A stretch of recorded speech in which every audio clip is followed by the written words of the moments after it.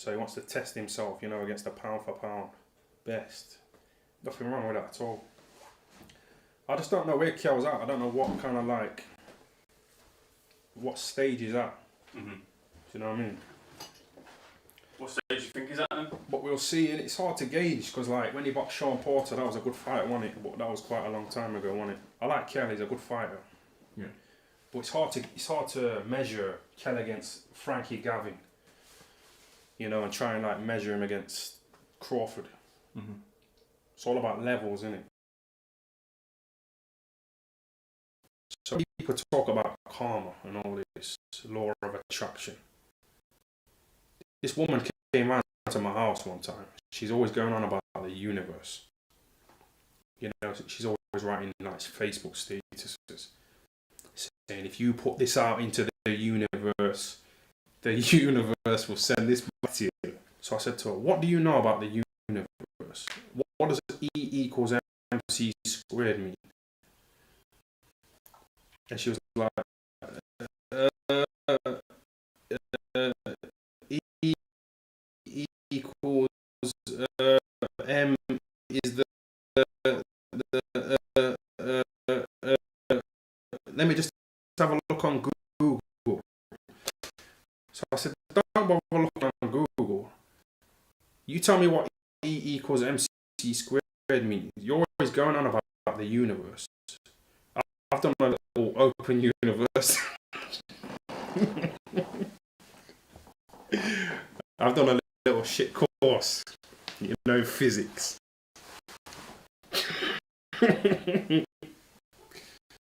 So I know what it means. What do you know about a proton? That's what I said to her. Or an electron.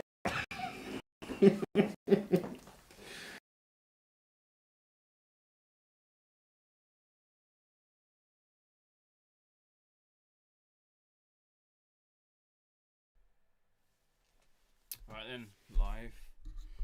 Just thought I'd randomly go live because I ain't got anything better to do. Just finished watching The Masked Singer, and it's been a decent day with Watford winning 5-0, 6-0, whatever it was. So I thought I'd go live. Have the hat on. It's cold as hell. Don't know who's in here. If you're in here, let me know. I think probably Ben is. But yeah, man. Just thought I'd go live just because a bit of the boxing's on. I don't think anyone's live at all. So a good chance for me, for a smaller channel, to get up on here and shake some rust off. See what happens really. But yeah, I didn't have a full eye on all the card, to be honest with you, because I was watching Masked Singer. I've been that bored. Masked Singer has been entertaining. I'm at that levels of boredom. But here we are anyway. I just watched Reece Mould versus Lee Wood. Decent fight that. I thought that Reece Mould would look like he was getting hurt, and a lot was kind of, although it was being blocked through the gloves when it was kind of coming through the guard, it looked like it was really hurting Reece. And yeah, eventually that guard was able to just get pierced more and more, and Lee was able to land a lot cleaner when he did. They were saying, you hear it all, don't you? You hear it all throughout the build-up. When it's like, yeah, he's punching harder than before, he's faster than before, and this, that, and the other, and you kind of get sick of it and just like, yeah, this is the usual thing that we see normally. But there was a bit to it, and I think Lee looked decent, especially considering his last few performances, what with the golden contract and that. It looked like he got a bit of a new kind of fresh air breathed into his career. I think Ben's got to take a bit of credit for that. I know he hasn't been there for long, but even then, you've got to give him that credit to have had Lee put in that performance and finish him and take that time. You heard the instructions. I think Ben took a lot of flack. I think remember when it was a fight I watched earlier in the week. I don't know why I watched it earlier in the week, but I watched it earlier in the week. It's Billy Joe Saunders versus Shefat Isufi. Or was that for the WBO super middleweight title? And I think Ben got a lot of stick for instructions on that night, but you could hear kind of what Ben was saying on that on the night tonight, and I thought he did well. I thought he guided Lee Wood well, told him what he was doing wrong, told him what to do, gave him good direction, and Lee was able to put that in action. And he did, and he got the win and the British title. So well done to Lee Wood. Dropping green tea all over me. Right, we got Kiko Martinez versus Zelfa Barrett coming up now. Kiko Martinez making his way into the ring now, just making his ring walk. I got to speak to Kiko on Tuesday in the Matchroom press conference that they do via Zoom now. And Kiko, I asked him, to be fair, would he retire? He goes, no, that's not the plan at all. The plan is for Kiko is to come through this fight, then step down a division and go for the titles there. So yeah, he's won the Super Bantam, but that was a while ago now when he's fought a lot of fighters since. And to be fair, he's kind of only really lost at the top level, Kiko has. But I think this is kind of a fight that's made for Zelfa to look very good, because Kiko's just... I think because it's not his weight level, this gives the opportunity for Zelfa to look good, use those advantages, and get another knockout if he can. But Kiko could make it tricky for him. It was tricky last time on Eric Donovan. And they were kind of quite critical of themselves, weren't they? The Barrett team, you know, Zelfa Barrett and Pat Barrett. They were quite critical of the performance in terms of them kind of using the left hook as the get out of jail card there. Eric Donovan was putting a bit of a lesson on him, but he just kind of faded a bit. And the power differential just got Barrett out of a bit of a hole, to be honest with you. It was a great knockout, great little left hook though. So you got to give him that credit there. But we'll see what sort of, because Kiko still punches quite hard, to be fair. He'll be a problem, I think, for the first one, maybe 5 to 6 rounds, and I think Zelfa will take over. Knockout, I'm not sure just yet. Maybe. But I think this might go to points.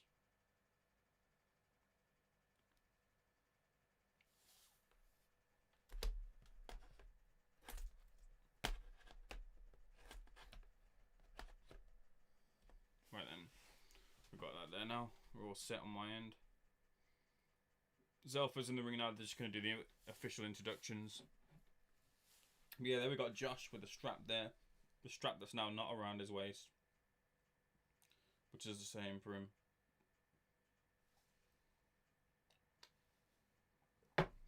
But the whole situation with that IBF title, with Kid Galahad kind of taking charge and not willing to wait because it wasn't unification. Bit of a mess really there. But it's happened. He's vacated. He's got Lara. It's not the fight that he wanted. But you got to crack on. You don't get the fight, so you got to vacate. And I think they were saying on the Boxing Social podcast, this is the way that these regulations kind of work, and it's working in a way. You know, you can't keep holding off onto that belt if you're going to fight Mauricio Lara. You can't have it. It's not really fair to those who are in the rankings. Although, you know, you could argue about Galahad being back into the rankings so quickly. A lot of people are starting to gather momentum in terms of the narrative now that time has passed. Like Galahad beat Warrington. It was a very close fight. I had it to Warrington by like a round, so I can see Galahad winning as well. It's that type of fight. But I can see in the comments now, in terms of the people who are talking about the fights and people who put things in the comments, seeing like, you know, Warrington ducked Galahad and things like that. So that narrative is kind of building, and I think it's kind of gone into that kind of favour now, you know, with Josh kind of coming off the badder end of this, I suppose. But that can all be forgotten if he comes through. Mauricio Lara smashes him, and they announce Kanzu. I don't know if they've got that fight announced, and it puts them in a pickle if there's not something signed and, you know, ready to go there, because there's nothing stopping Kanzu going to fight Gary Russell or a Navarrete or anyone else. So that's the issue. And when Josh then doesn't bring a title, yeah, sure, he might be number 1 ranked, but he doesn't have a title. Maybe no one will want to fight him. So he's in a tricky situation regardless. But definitely if they've not got the Kanzu fight signed, sealed and delivered, So maybe they have, maybe they don't. But I know he does want that fight. It's obviously, I don't need, it's not like an inside track that I had there. He's been saying it, he's been talking about how he wants that fight with Kanzu, then Gary Russell, and then like moving on up, fighting Jojo Diaz. Well, it won't be Jojo Diaz now because Jojo Diaz got stripped. I fancied Rakhimov before, and I fancy Rakhimov even more now.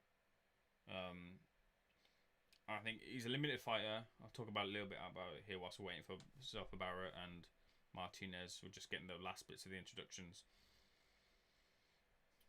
Rakhimov is limited, but he does punch, and he does do what he does do well. He's very good at closing down the ring, getting his opponent into some areas, and then teeing off onto him. He does kind of labour, and he does fatigue.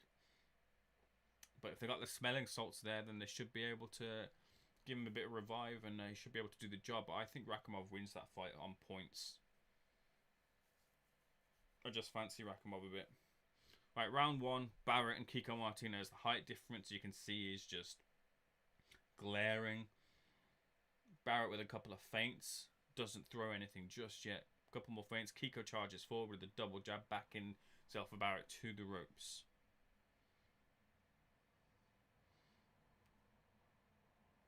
Slip to the left. Kiko's predominantly slipping to the left as Barrett puts in some offense. Nothing's really landed clean at the moment. Jab lands clean though there for Zelfa. Just on the side of the head. Just misses there from Barrett though this time. And it's Kiko on the front foot and Barrett just circling around. Occasionally getting caught on the ropes, but he's just managing the ring landscape quite well. He shuffles quite quickly when he moves towards the ropes just to get that ring real estate back on his side. He's on the ropes now again. Kiko on the front foot. Jab in his face. Blocked on the gloves. Left hook there. Just misses from Zelfa. He tried it. Fast left hook. Kiko saw it coming and just ducked under. Kiko on the front foot but not throwing anything. He just eats a shovel uppercut as he stepped forward. Kiko Martinez and an uppercut and then a shovel left hook as well. And a jab. Zelfa Barrett's managing the distance well. Kiko with the double jab. Just trying to hit the arms and hit anything of Zelfa. Leads with the uppercut and right hand. Uppercut lands on the gloves. Right hand misses. Zelfa leading with the right hand and then the jab.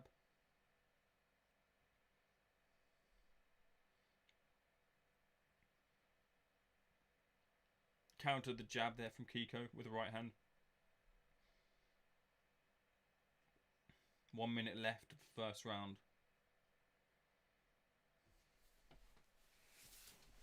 Shovel left hook to the body. That looked like it just hurt Zelfa a little bit. I think he's hit it well, but that landed.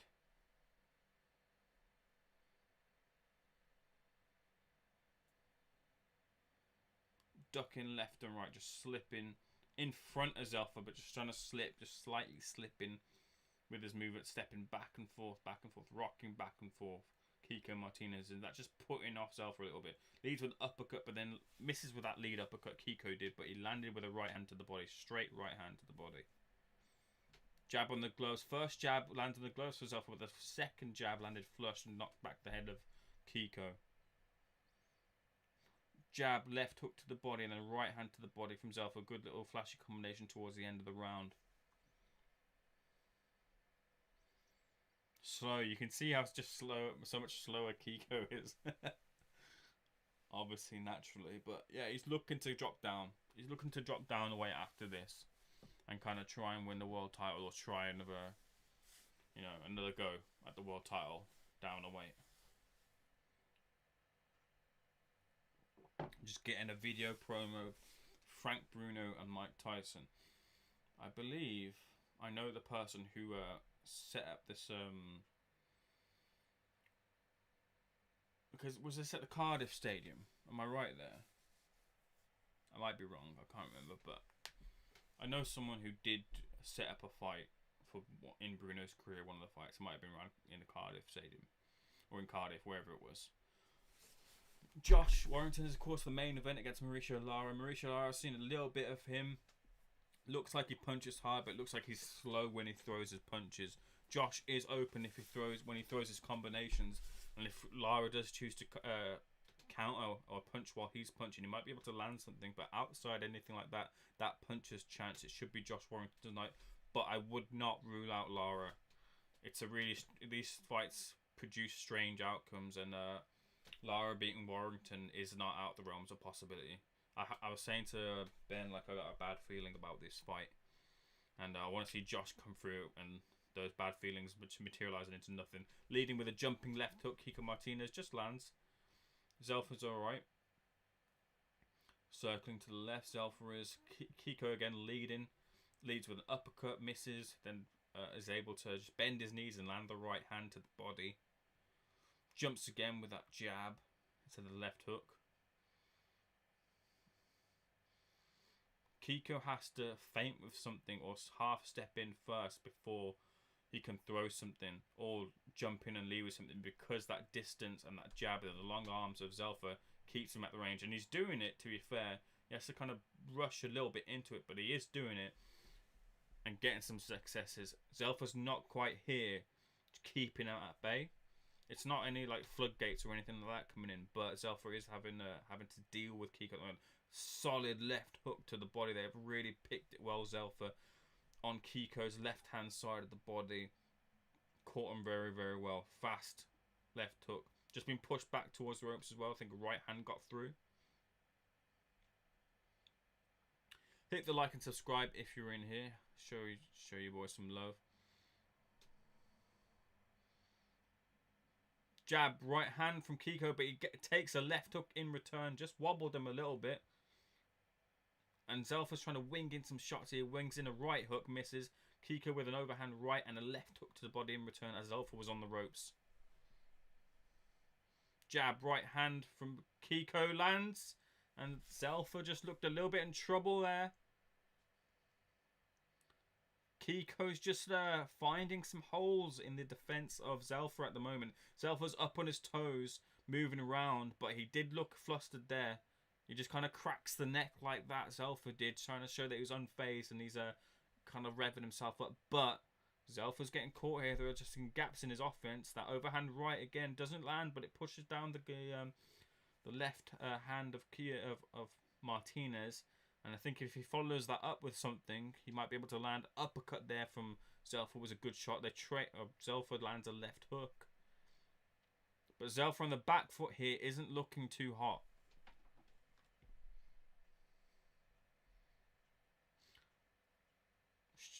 They trade left hooks. Kiko with a shovel left hook to the center of to the belly button area, and Zelfa with a left hook to the head. And to be honest with you, Kiko's was the better shot of the two there. But we've seen this with Zelfa, haven't we? We've seen Zelfa kind of struggle, and as the rounds go later on, like we did with Eric Donovan, he then kind of pushes on, and he's got that left hook that can get him out of jail if needed.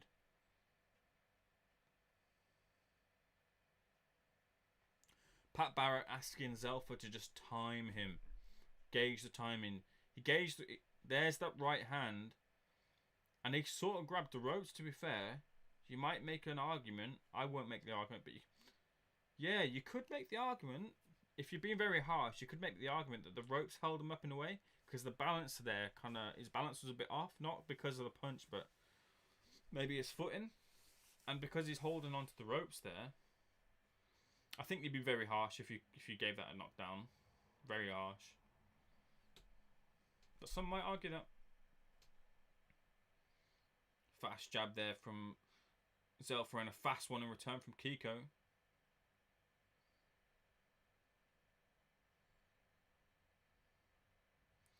Leaps in with that left hook. The guard's up from Zelfa.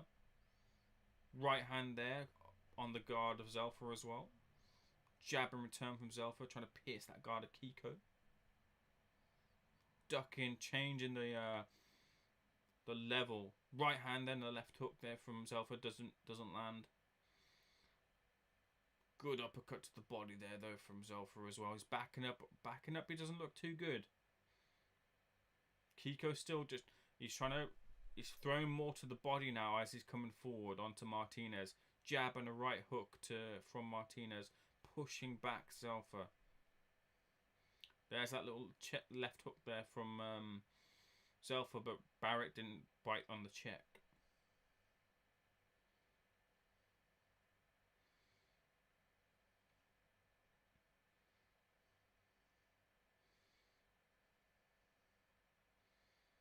Leaping in. See, that leap in, Zelfa's got to read that. And you can see him set his feet before he leaps in. So if Zelfa can kind of just shift on an angle, or just push off and shift a foot to the right, a step to the right, and then throw the left hook or throw something in return, it could really hurt him. But he's not got that timing just yet, or not figured that out just yet. There's a solid uppercut though there from Zelfa. Really big shot there.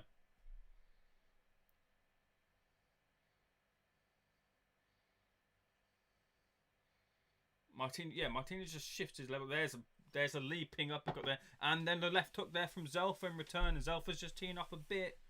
They hold though, but they both of them got into 2 good shots there. Zelfa getting the best of the exchange though, but he's kind of, I think he's taken the left hook now,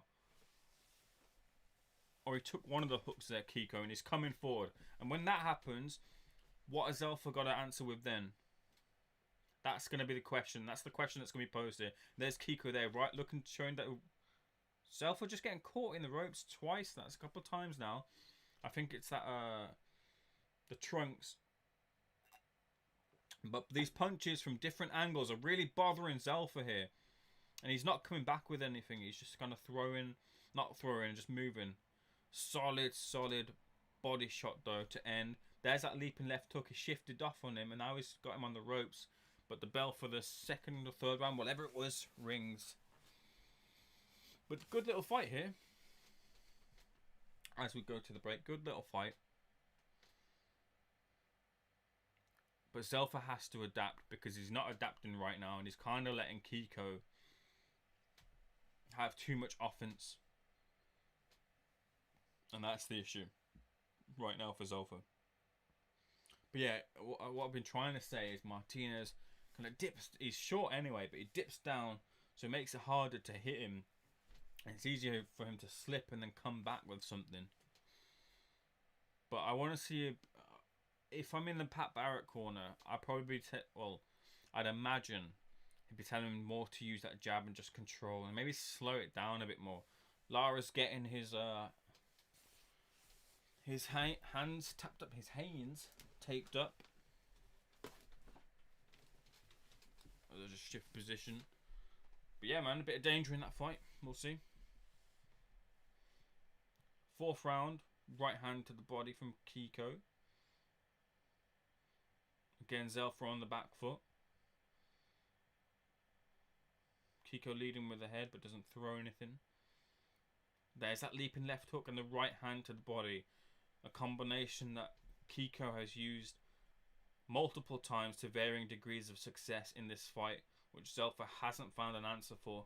But if he keeps repeating that combination, that 2-punch combination, and Zelfa and the team pick up on it, they should be able to capitalize upon it.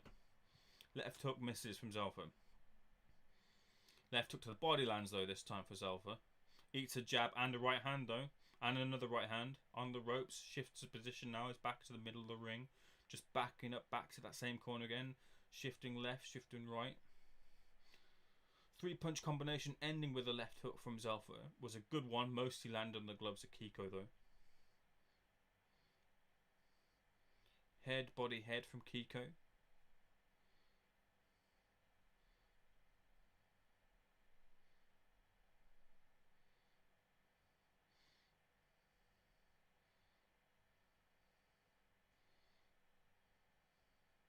There's that left hook. That was a good left hook though, as Kiko come in. He's still marching forward. There's the jab from Zelfa. Eats a jab in return. Misses with the left hook. Eats a left hook to the body. Jab to the body from Kiko.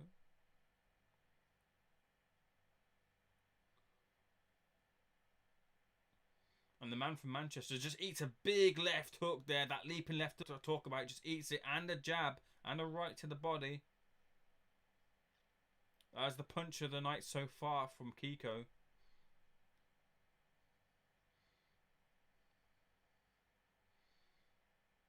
Just standing in front of him. There's the jab from Zelfa, and then a right uppercut, but it's landed on the gloves. Kiko thrown to the gloves as well. Kiko's a little pocket rocket him, and he's really causing Zelfa trouble. That jab lands as well again.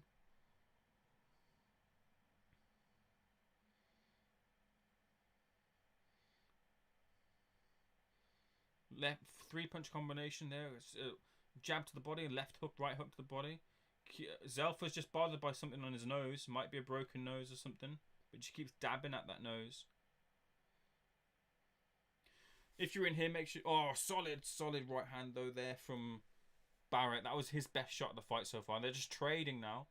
And Barrett just shifts back to the right to just disengage. If you're in here, please hit the like button and subscribe, as it helps promote the growth of the channel. I'd greatly appreciate if you guys hit that like button. 5 of you in here, that's cool. If I get 5 likes, that'd be great. Greatly appreciate it. Thanks, guys. But yeah, Zelfa not really impressing here, but he wasn't really impressing in the fight with Eric Donovan, so we kind of know. I think Zelfa is that fighter who warms into fights, and we see the best of Zelfa in terms of a fight around the middle, around 5, 6 onwards, and then late is when Zelfa will look to close, I would imagine. Really, in the middle rounds, he starts to come on from what I've seen of Zelfa, so we'll see if that changes. Josh Warrington just doing some shadow boxing.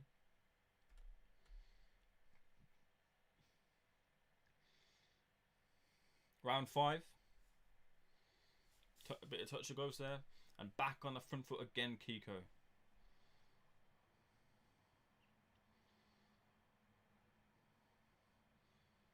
Kiko just is really able to put Zelfa in certain positions. He's not kind of like keeping him there though, but he's able to get him into those corner points where Kiko just is able to throw something like a right hand and then able to tee off, or get himself in the position where he can then leap in with that left hook. There's a leap in there, but with a jab and the right hand. Jab up top, right hand to the body. Chloe Musgrove, are you streaming for the fight or not? Yeah, I am streaming for the fight. So, I'll see you then, Chloe. Or you can stay in there. Big right hand there, I think it was from Martinez, and he's hurt. Zelfa here. Zelfa's in trouble. He's trying to hold. He's taking shots. So, left hook again to the body. Just missed that. Barrett's just dabbing at his forehead here. I think he might be in a bit of trouble. Maybe a broken nose. I can't see it, but he's really causing trouble to Zelfa. But yeah, Chloe, I will be streaming for the Warrington fight. But yeah, make sure you hit the like and subscribe button, please, Chloe. Were you at the last fight against Sofian Taku? I was there. The atmosphere was crazy. Bit of a low shot there from Kiko. Should have got a warning.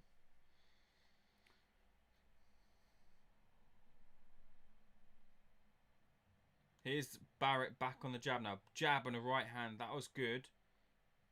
There's the right hand there from Kiko. It's just causing too many problems for Zelfa. Jab, jab, jab in return from Zelfa. Jab and an uppercut. Left hook, right hook from Zelfa. The left hook missed. The right hook partially landed. Solid jab gets through too easily for Kiko. Right hand to the body. Right hand up top from Kiko. Dabbing at his head. Dabbing, dabbing. Eats a jab. On that, they've read that Zelfa Barrett little lack of focus dabbing, and he's actually shooting on that point. Just timed Kiko with a bit of a short left hook there though that time, and an uppercut. But he's walking through it. Right hand over the top. 1-2 combination and a jab. They're not like fully landing from Kiko, but some are getting through, especially the jabs. The odd jab gets through every now and again. And this is a Kiko round so far, for sure. The clearest Kiko round so far. And that's a problem.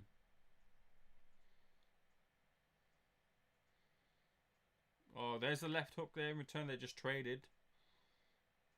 And then off that bit of success there from Zelfa with that left hook when they exchanged, he wung in a left hook and a right hook. And Kiko, being so small, having that low center of gravity, is able to just dip a bit and it wings over his head. But yeah, that's the clearest Kiko round. And Andy Clark is Martinez up 4-1. So I've not been scoring it, but that last round 100% was Martinez's round for sure.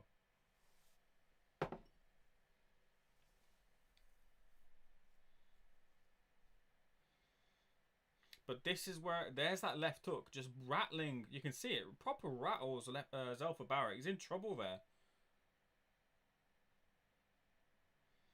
To be fair, Barrett did well to kind of just be awkward and not get anything up top again.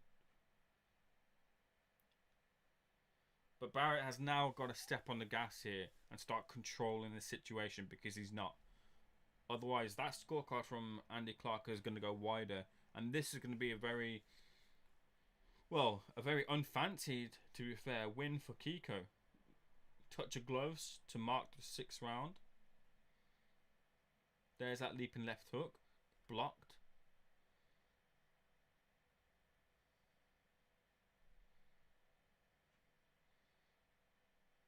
Yeah, slow it down. Just slow it down with that jab. There's a jab getting through from Kiko and another one. About 4 jabs thrown there from Zelfa. 1 got through, ending with a left hook which got through partially. A quick left hook, nothing strong. Jab on the gloves. Uppercut lands for Zelfa. Right hand, quick kind of shovel hook lands for Zelfa. Jab lands to the body for Zelfa. There we go. Look, he read that leaping left hook there. Tries to catch that left hook and misses. Has the fight begun? Zach Leeworthy. It's Zelfa Barrett versus Kiko Martinez. We're in the 6th round, halfway through. So after this fight, it's going to be Josh Warrington versus Mauricio Lara. So stick around for it. I'll be keeping you company. Make sure you hit that like and subscribe button as well. Just click the like button at least, as it helps me out loads. Greatly appreciate it, guys. But this is a tough fight for Zelfa. If you know a bit about Zelfa and Josh spar quite a bit. They know each other. And his mate here, Josh's mate, Zelfa, is in a bit of trouble here against former world champion, albeit at super bantam. They're now at super feather here. He's given the super feather. He was last, what was it, Intercontinental, whatever it was. He fought Donovan for. He's given him a lot of trouble. Make sure you hit that like and subscribe button, please, guys. Jab from Zelfa and another one. Just maintain that distance. All you gotta do is maintain that distance. And Kiko has slowed down here, especially in this round. This might be a round off, but he has definitely slowed down. That leaping left hook isn't leaping as much forward as he was in the first few rounds. So left hook, right hook there from Zelfa is read by Kiko, and he does really well to kind of rock his body back and forth to miss those hooks. Easily reads the left hook there from Zelfa as well. He's able to just dip low. Zelfa has got to throw that left hook lower and try and aim for his shoulder to land that left hook, because Kiko's just so small anyway. There's a right hook which is aimed at the shoulder, which kind of lands. A left hook though lands for Martinez. But better round here for Zelfa. Don't know if he won the round, but it's a better round, especially coming off the last one. But these are these middle to late rounds which I expect Zelfa to kind of press on from.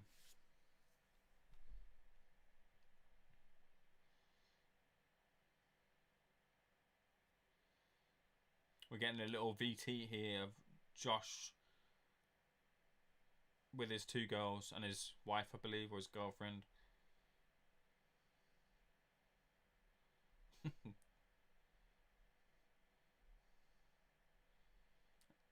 Josh Warrington's girl is saying his daddy does bap bap.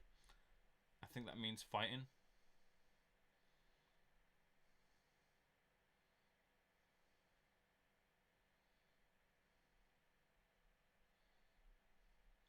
Will you be showing the Josh screen unlock? Chloe, I can't. I wish I could, but I can't. I'll be talking you through it for sure, but I can't. You might be able to see it from my glasses though. Who knows? Maybe I'll put my glasses here and you can see it through it. Can you see it through? Should I do it? Should I do it? I can't do it, otherwise I get copyright struck. But I will talk you through it for sure. Right hook to the body from Kiko Martinez. Eats a jab in return. Backing Zelfa up again. Jab in return from Zelfa. It's triple jab. The second one of the triple lands. Left hook to the body from Kiko Martinez. Solid one. Eats a double jab though. Misses the right hand. He did well to slip to the right to just duck away from that big right hand that was coming back in return from Zelfa. Zelfa reading the movement now. Kiko a lot better. Not landing. He tried to land a 3-punch combination. Missed. As Kiko leapt forward with a right hand, Zelfa got in a shovel uppercut to the body. So just reading a little bit better now. Shifting from left to right. Eats a jab to the body in return. Jab right to the belly button. That belly button stick from Kiko is really keeping Zelfa stuck to where Kiko wants him to be when he's had the best success. But he hasn't got that timing yet. Macklin's talking about getting that timing. He hasn't got the timing yet. And he should be thinking if he wants to beat Kiko, he should have that timing right now. Maybe it will come in the last 4 rounds or so, but it hasn't come out yet.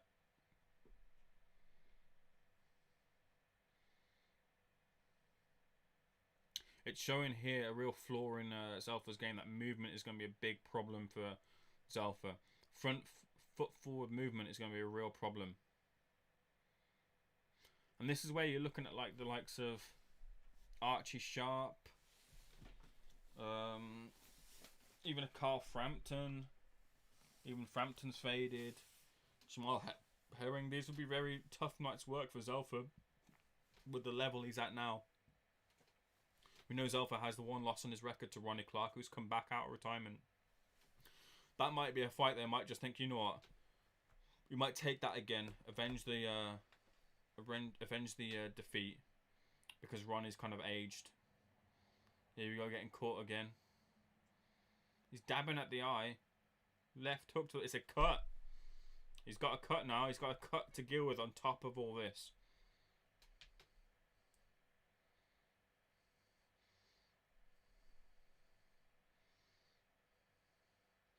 Yeah, exactly. Pink's ZB Zelfa Barrett is getting bashed about a bit. I'm expecting him to kind of take over towards the end of the round, towards the middle to late rounds, but it's not coming yet. And Kiko's just bought it. Kiko's completely bought it. I spoke to Kiko, and he just said to me, "Look, I can't rate Zelfa Barrett at world level, and that's where Zelfa's trying to get to. Kiko's been at world level. Yes, it's been at Super Bantam, for sure, but he's been world level, so he knows what it's like to get to the top of the mountain and will win the world championship. He knows what it's about, and he couldn't rate him at world level yet. I mean, you can't anyway, or to say that he would go to world level because he's not there yet. But that's a big issue that someone like a former world champion has seen that in Zelfa, and he's showing it. Because Kiko's a much faded fighter. He's been beat by he's been beat by only really the best kind of fighters. But he's showing that he's not done at all, and Zelfa's got a lot more to. Even if Zelfa comes up with a big left hook now and finishes him in one shot, it's not good for him because he can't rely on that left hook like he did in the Donovan fight. And in that Donovan fight, he was getting scored a bit as well. So he has to slow it down. Like Dave Coleman was saying, I've been saying a couple rounds before, slow it down. Use that jab, control the range. You've got to have read that left hook right hand or the leaping left hook and be able to time that now. Just switch things up now because what you're doing right now, according to Andy Clark's scorecard, I'm not scoring it, but according to at least one person ringside scorecard, you're losing this fight.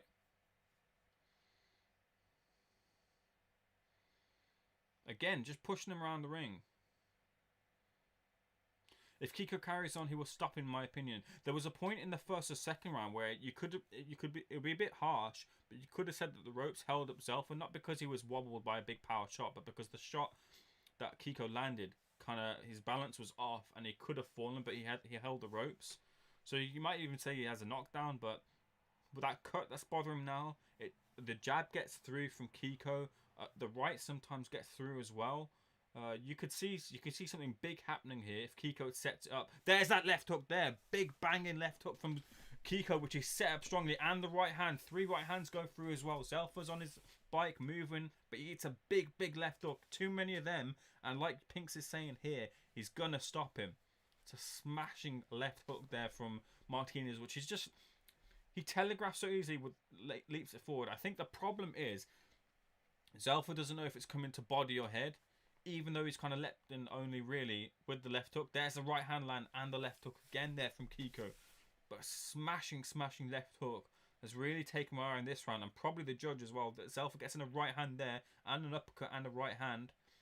But Kiko's just marching forward and he's putting on the pressure. There's the right hand again. Right hooks, right hands, right hooks. Properly swarming him. Adam Smith has got it right here. He might keep himself open for a left hook. And the gas tank might just start to wane a bit here. And it has here. You can see Kiko's kind of breathing heavy. Well, not, he's just slowed down a tiny bit. But these little minute bursts might still the round for him. There's that leaping left hook again. And I think Barrett has to meet him with a left hook of his own. Shorten it up and throw it down a little bit lower to catch him with something. Because right now he's going to need some... It's looking more and more like he's going to need something big. Hit that like and subscribe button, guys, if you haven't already. Help your guy out. 30 seconds left of the 8th round. There's a nice right hand in return. And a left hook there. He wasn't aiming for the chin or head there. He just threw it to the chest. That's good variation there from Zelfa. Right hand backs him up. And a left hook to the body. Backs up Zelfa as well. There's that left hook again from Kiko. Just blocked this time round. When I spoke to Zelfa on Tuesday, he told me, look, in my mind, I'm trying to beat Kiko Martinez better than how, you know, your Framptons beat him, your Gary Russell Jr.'s beat him, all these other top level fighters have beat him. I'm trying to beat him better than they have. But at the moment, he's not showing that. At the moment, that's completely out the window.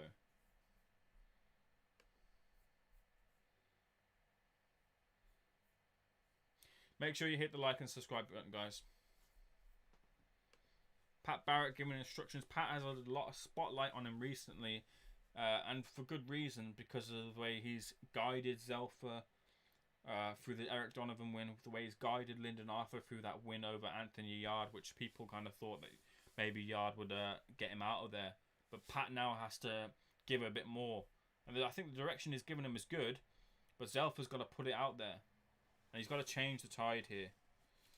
Because it's going one way at the moment. Now, there's that left hook. Bang! What a banger of left hook. Fair play to Zelfa for taking it. Rocking it. But don't get me wrong. Don't discount there being a some dodgy scorecards or two. This could be the draw.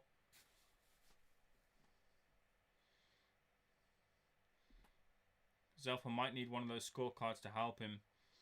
We're in round 9 of 12. Double jab there from Zelfa. Just coming forward. He's just not bothered by that power of Zelfa at all. Eats the left hook. Eats the uppercut. Rides the right hand. Better work from Zelfa, but then he gets caught on the ropes and eats a right hook, right hand to the body. There's the solid left hook there, though, from Zelfa on Kiko.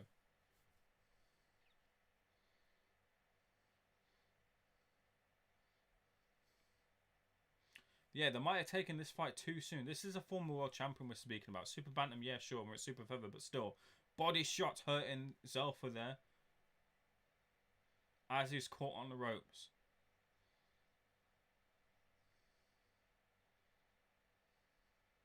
Right hand. Yeah, Macklin has Zelfa down as well. And that's never a good look when you've got the home commentators having you down. There's a left hook. That's a big left hook there from Zelfa. And the right hand. And a left hook again. This is good work. There's the left hook again.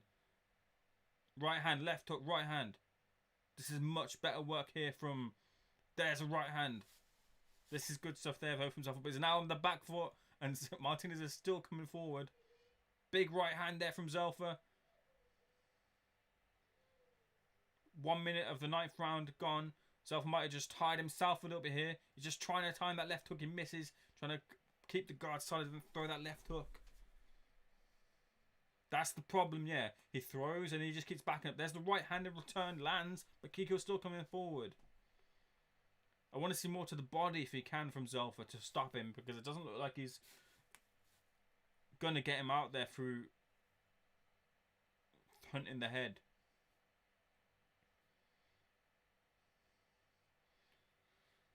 Better round here from Zelfa for sure. 100% a better round here.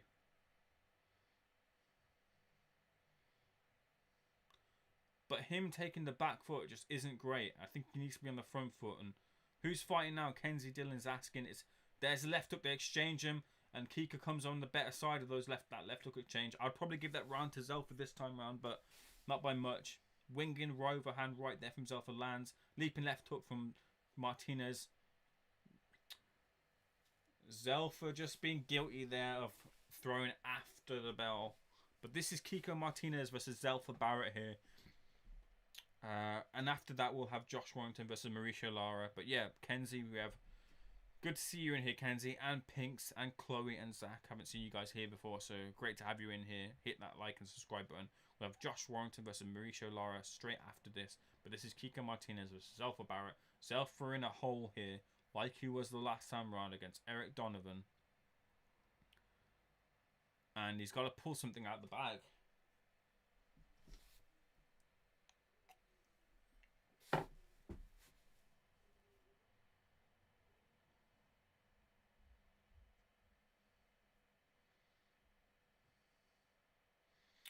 The cut isn't too much of a problem. There is a cut there, but it's not kind of like impairing the vision at all. So, as long as that doesn't worsen, it's not too much of an issue. I think the corner have done a decent job with the cut. Touch of gloves to mark the round 10. And again, more of the same.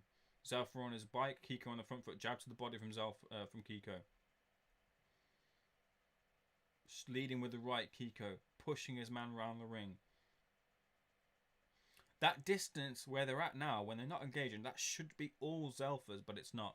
But I think Zelfa's wary of the fact that if he throws, that's Kiko's entrance for him then to duck under, slip under, and then engage with a leaping left hook. That's the problem here. And I think Zelfa needs to throw ones and twos, 1 2 1s, and then move. A 1 2 3, then move. But he's not doing it.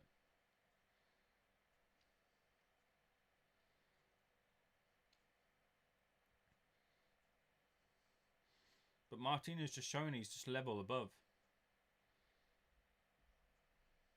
And that's a shame for Zelfa, because Matchroom really need a Manchester poster boy after the loss of like your Anthony Crollers, Ricky Hattons, of course. Like, you've been out of the game for a while, but you know, after the loss of someone like Anthony Croller who could bring in a lot of tickets, they need someone like Zelfa to be doing well, to be selling tickets, because there's a big name in Manchester.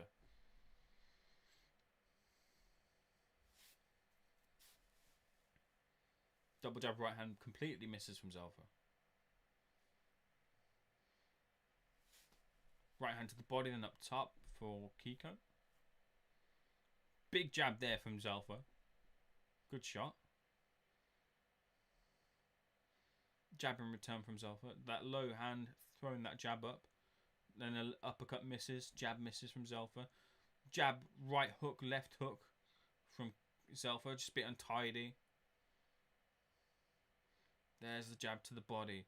Jab offense. And then Zelfa predicts that it's coming up top, but it doesn't. And it just kind of lands. Excuse me.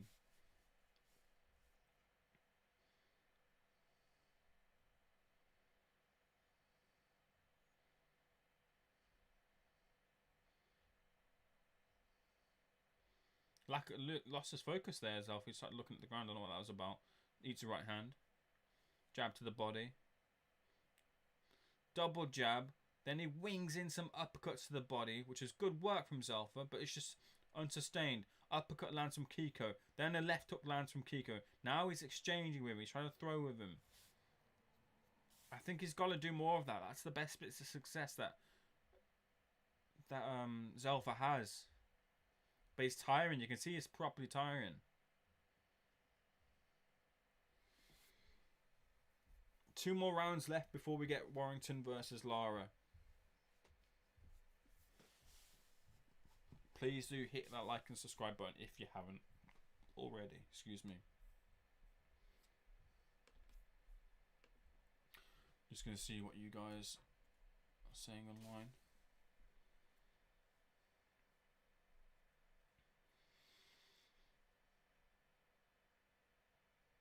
Nick Manners, Sean O'Hagan, Josh Warrington, we're just getting shots of them. Shots of a bit of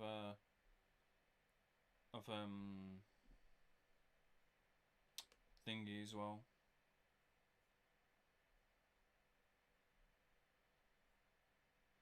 Patrick Bamford giving the good luck. I remember the days of Patrick Bamford at Middlesbrough.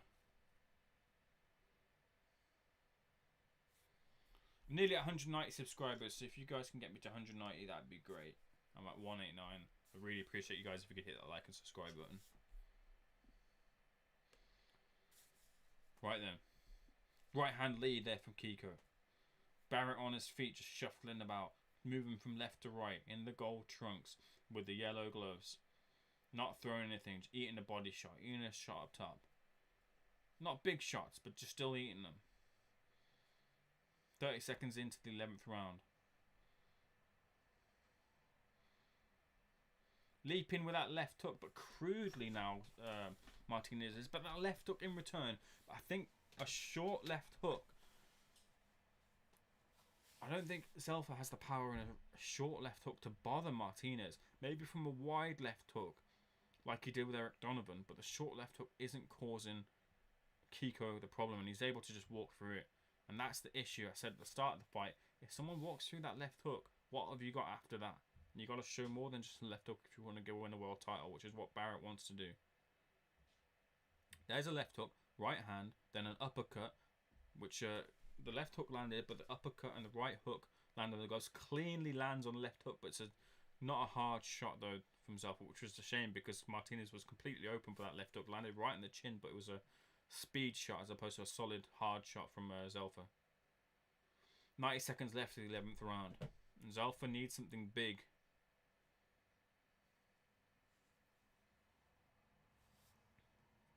Jab to the body from Zelfa. Jab, right hand to the body from Kiko, pushing back Zelfa.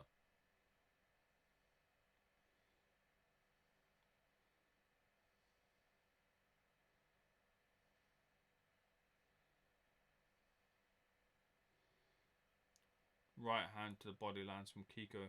Eats a double jab in return. But Kiko's just really controlled this space. Classier shots from Barrett just isn't true, in my opinion. Adam Smith says it's classier, but it's not.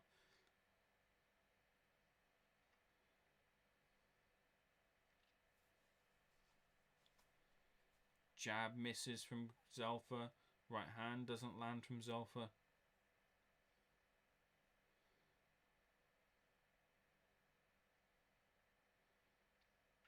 .30 seconds left in the 11th round. Right hand uppercut lands for Zelfa, but on the gloves of Kiko. The last right hook got through, but Kiko's just walking forward. Kiko's still there. Big shot there though that time from Zelfa, and Kiko bangs his gloves as if to say, "Come on, hit me with the best you've got," and just keeps walking forward. Lands a jab and a left hook himself, Kiko. Final round coming up now, and Zelfa needs something big here. Otherwise, dreams of getting to the top level are going up in smoke. Unless there's a dodgy card incoming, which is not out the realms of possibility at all.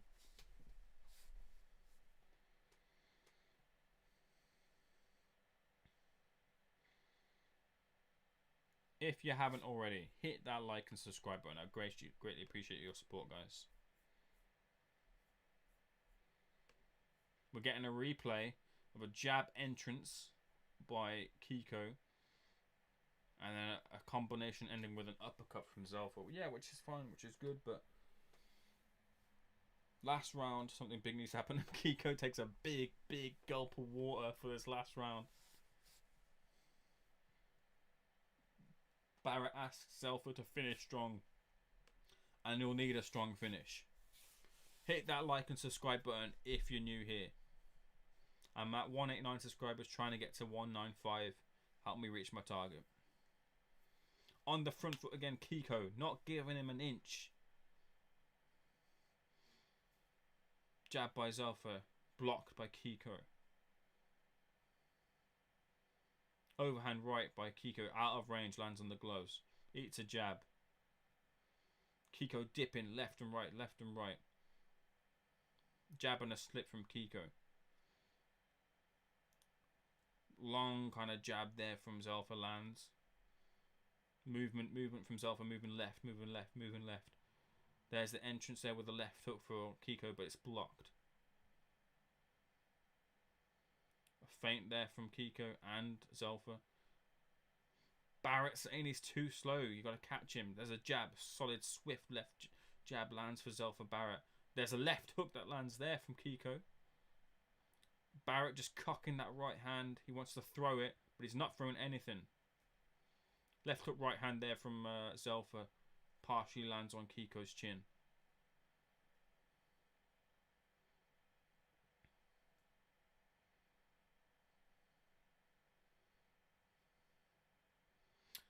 Macklin coming out with the classiest, not Macklin, sorry, Adam Smith coming out with the classiest shots, setting up the dialect, the narrative for the bad card. That's good work there though from Zelfa though. Those were classy shots, but those classy shots have come in the last maybe 3 rounds or so. Uppercut lands for Zelfa from range. There's that leaping left hook landing for Kiko.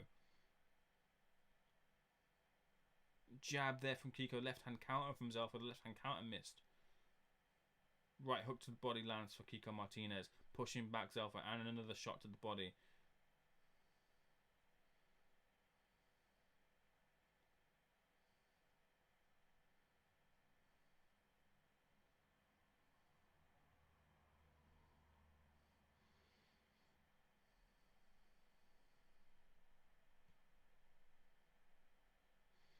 Last 40 seconds coming up now, the 12th round. Something big's got to come here from Zelfa. Ducks that left hook easily, Kiko does. Kiko's used every bit of experience here.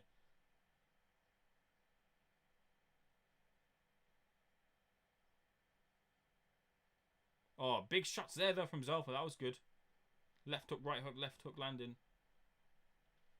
Last 10 seconds. Left hooks exchanged. And again. Right hand from Zelfa. And the 12th and final round ends. And Kiko's raising his hand here. Adam Smith is saying that Kiko's won, which is just such a bad sign. So unless the robbery comes, then Kiko's won this fight. And Zelfa's really missed a trick here. This could have put him, you know, you want those bridging fights or fights, you know, you can, to get yourself rankings and things, or get yourself some more recognition. And a win over a former world champion would have been a good win. And this was supposed to be a good bit of matchmaking, wasn't it? But this hasn't been. Unless the scorecards show otherwise, this hasn't been good matchmaking for Zelfa Barrett. Andy Clark's card comes through as a draw. That's don't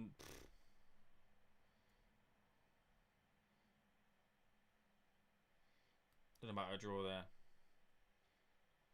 Just saying, dodge the scorecards incoming.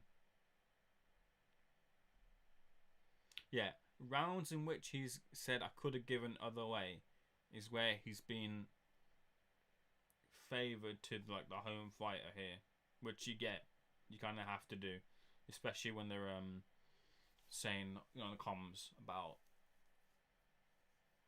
Zelfa losing. They're just maybe doing a bit of damage control here.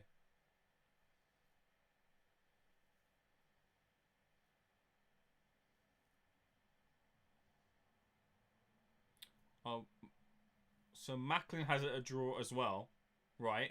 Even though Adam Smith is saying that he deserves the win, Kiko, suddenly the draw is coming up. I haven't scored this, and I don't have a dog in the race either, but it seemed for me, you know, from just watching it, who the winner was. And I think Kiko's won that fight.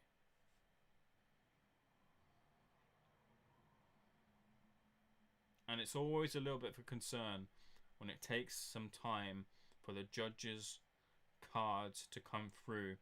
You just think something's kind of going on here to maybe screw a fighter from getting the win they seemingly deserve and getting a loss or a draw on it to kind of save Zelfa's kind of back.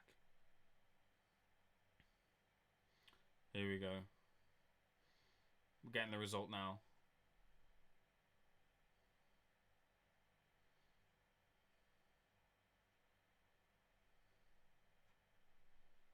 Zelfa holds his hand up.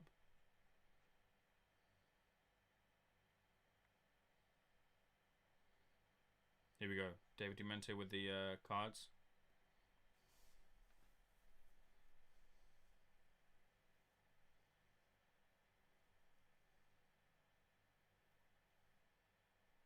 $118, $111. $116, $113.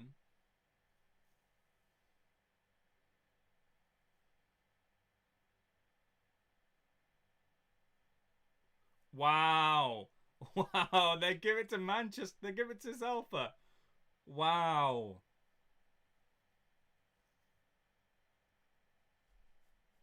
Wow.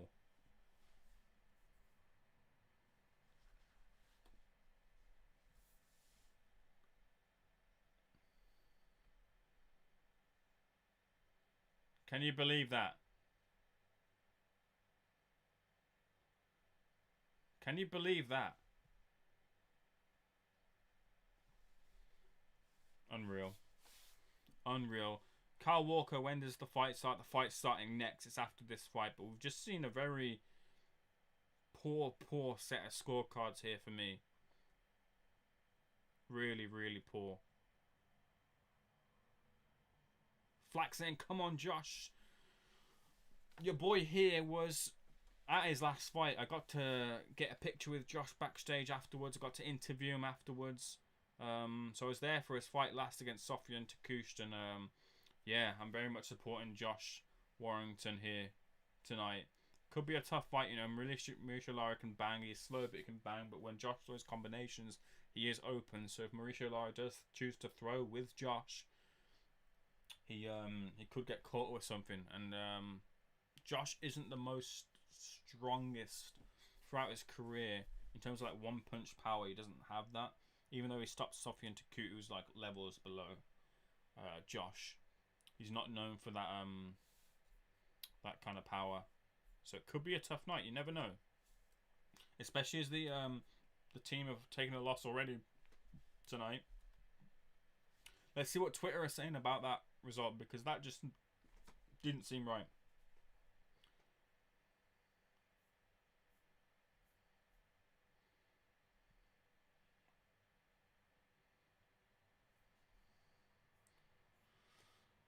Rob Tebbett saying 118, 111 twice is an absolute disgrace.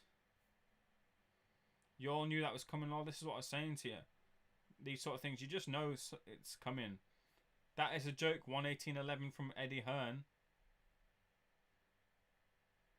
But this is the thing. This is how the situation kind of gets controlled, because Eddie Hearn will come out with 118, 111. That's a joke. But really, it was a close fight, and actually, you could see Zelfa winning by maybe a round or two, as opposed to saying, actually, no, Zelfa might have lost this fight. They'll see it that kind of way and control the situation like that. It's just a bit shit. Just a bit shit.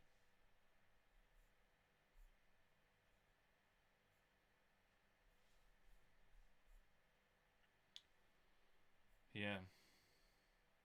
Ozzy Smith saying the UK is by far the worst place to come as an away fighter and get a result. 118, 111 is a disgrace. It's blatant corruption, and sadly, nothing's ever going to change. Hashtag boxing. Hashtag Barrett Martinez.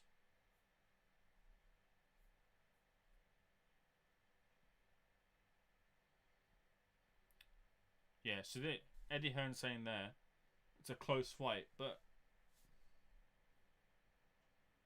Eddie now taking on the hardcore narrative here, which is fair enough. I appreciate that. But also come out and say... See, there you go. That's the thing. You could rightfully say that Zelfa Barrett won the fight. I don't know if you can.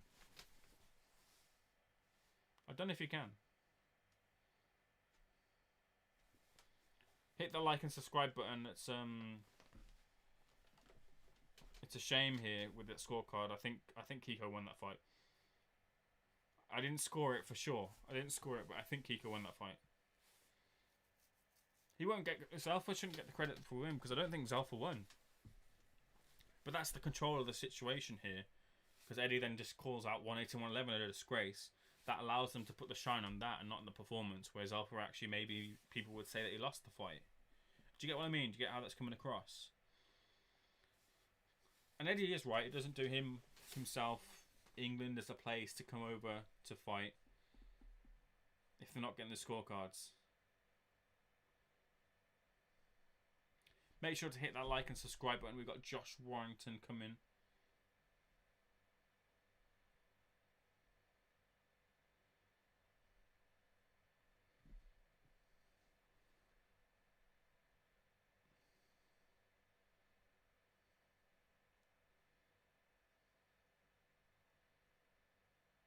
Scorecards again on a Matchroom show.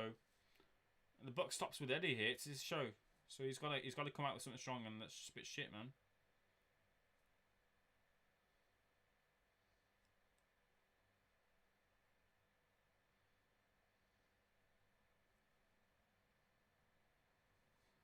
It's not Zelfa's fault. It's not Kiko's fault, for sure.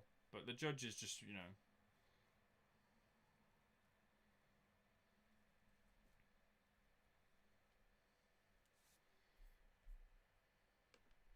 We're getting Kiko's reaction here now.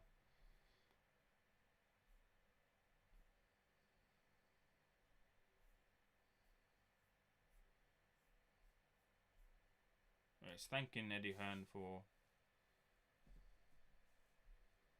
Make sure, guys, please hit the like and subscribe button. I'm trying to get to 195 subscribers. Trying to get to 200, that'd be great. But if you guys can hit that like and subscribe button, I would greatly appreciate it, honestly.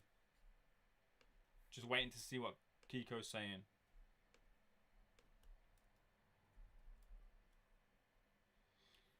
Says the judges hasn't been fair.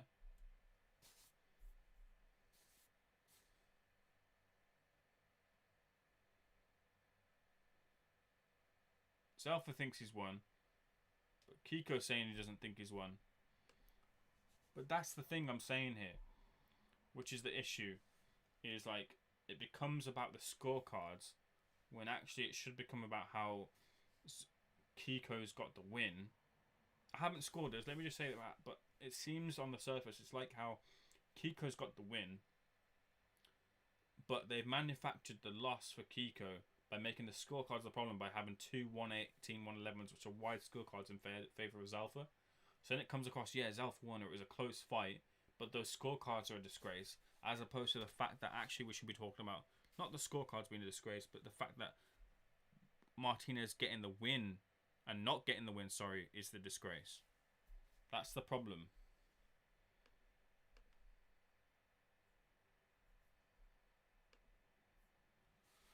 Hit that like and subscribe button, please, guys, if you're in here. We got MD Zahidul Islam here. Flack is in here. Carl Walker's in here. Kenzie, Pinks, Chloe, Zach as well. So hit that like and subscribe button, please, guys.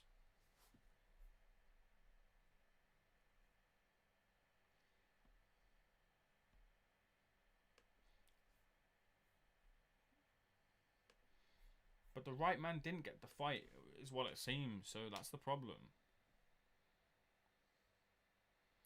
Please do, guys, hit that like and subscribe button. I'm 189 subscribers, trying to get to 200. Help me out and get as close to that goal as you can.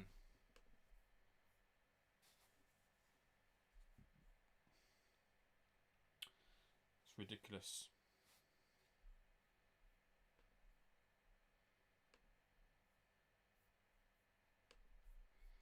So shit sometimes, the sport is sometimes, man. They're just talking about it now, but it's just annoying. You see this happen too often. Just getting this Twitter reaction, but it's just crap. Ben saying, translation, how John Foster, Seagrave, and Robert Williams have stolen the fight from Martinez, Kiko. They've given 118, 111, 118, 11 to 116, 113, and the world would be a much better place without people like them. Twice, by the way, 118, 111.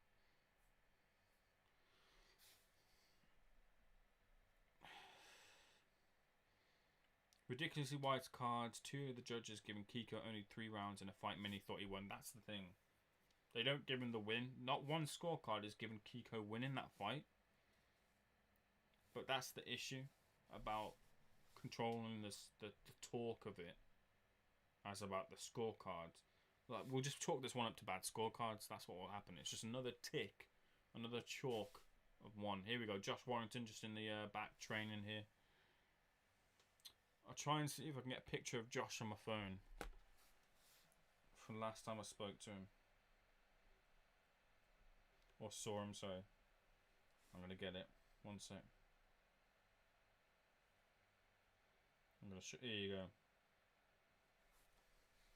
Your boy last time with Josh.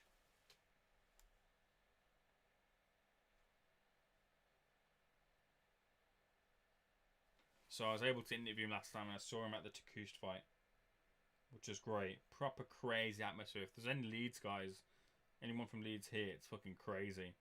The amount of fucking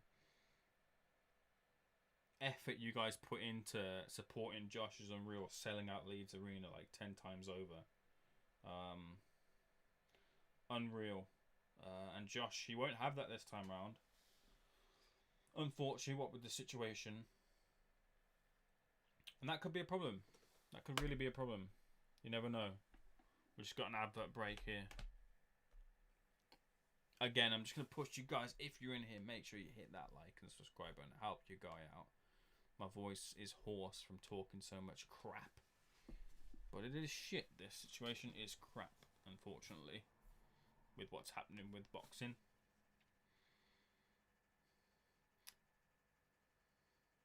And it just blights fights, really. That's what it is. Right. More on Twitter, what people are saying here.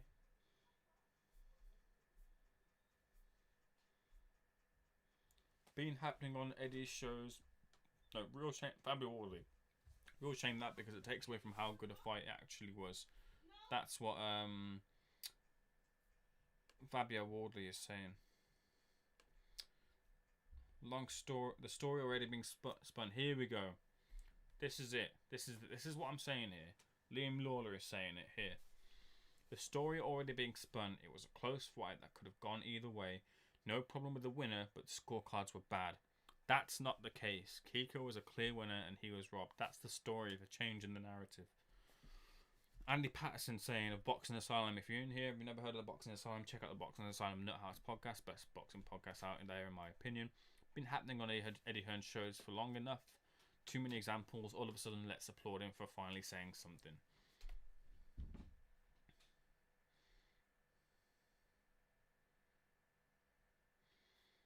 Well done, Eddie Hearn, for speaking up. Those scorecards, the scores were horrific. This is bad for boxing.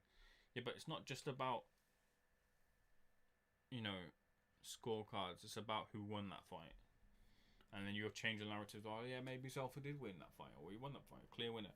Eddie's going to say Zelfa is a clear winner. He has to. He's his fighter. And he has to control his asset. And he doesn't want to lose Manchester as a crowd because he has to build. And Zelfa's a big part of that. What with losing Crawler. But still. Not good.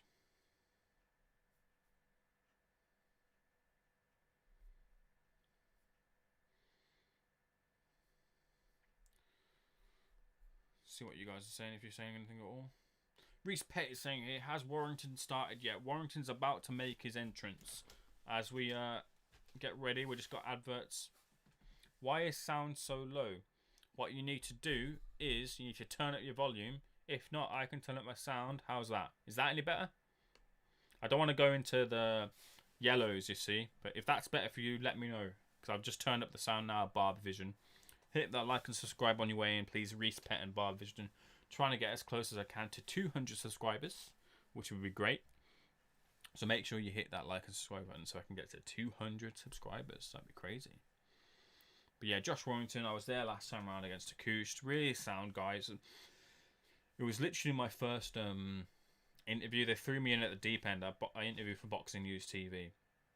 And they threw me in at the deep end. They were like, oh yeah, we'll just start you off easy. Like, actually not. You want to come up to Leeds and interview the IBF World Champion, Josh Warrington. I was like, you know what? Fuck it, let's do it. And I did it, and it was sound as fuck, man. Proper nice guy. Decent interview. Got to meet the guys. It was really fun. And yeah, one of the first nights I had was up in Leeds, watching Josh Warrington beat Takut. Shabazz Masood was on that bill. Lyndon Arthur was on that bill. Who else was on that bill? Louis Van Pooch was on that bill. I can't remember who he fought. Yeah, no worries, Bot Vision. Just make sure you hit that like and subscribe button for that. But yeah, we're about to start very, very soon. I'm just going to run this down for you. Josh Warrington should win this fight, and it should be routine. I will just say there's not a lot known about Mauricio Lara. But what it is, when it comes to matchmaking, when you have to make a decision and keep a fight on and get your fighter out because he's not been out for a long time because of the lockdown, when you're trying to pitch for Kanju unification, and Kanju and the Josh Warrington fight doesn't happen because the fight isn't unification because he's the WBA regular champion and not the full super champion. Apparently he was elevated, but apparently it wasn't. But essentially it wouldn't be sanctioned for unification. They couldn't make that fight. So Josh had to vacate the belt. And the second thing that had to be done was a new opponent had to be brought in short notice. And Mauricio Lara stinks to me of someone who they've picked without knowing how good he is. They think he's a tin can, but he's not. He maybe isn't as good as they don't think he's very good, but they might have undersold him or underestimated him. Lara has got a decent knockout record or good knockout record in terms of the fighters he has fought. And he does bang. I've watched a couple of videos of him, a couple of fights of him, and he does hit hard. He hits slow. He's open, but he does hit hard. And the problem will be when Josh throws, he throws loads, and he throws in bunches. And if Mauricio Lara chooses to throw with him or counters him with something big, Josh could get caught with something, and this could be a really, really big upset. I predict Josh to come through it. I messaged my friend, I messaged Ben a couple of days ago and said, look, I've got a really bad feeling about this fight. I don't know why, but I want to see Josh come through it. But I can't tell you that I haven't got a bad feeling about it. It's a puncher's chance, but I think it's a decent puncher's chance here to keep that fight interesting. But hopefully Josh lands something good and gets Lara out of there. Warrington Lara just been announced now. We get Lara walking to the ring now. So hit that like and subscribe button if you haven't already. Help your guy out.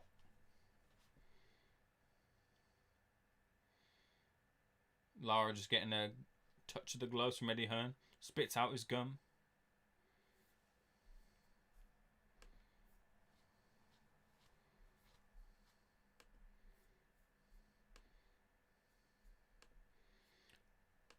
That's the issue, yeah. As Macklin's saying, good record, but lack of opposition.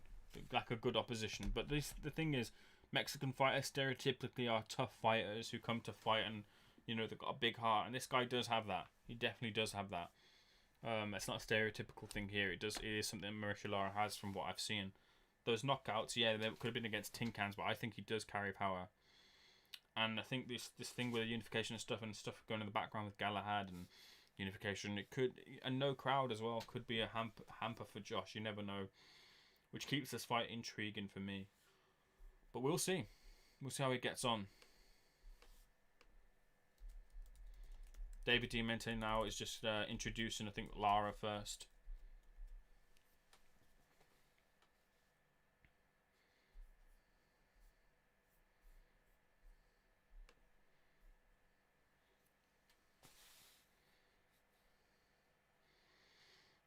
The Bronco, innit? El Bronco.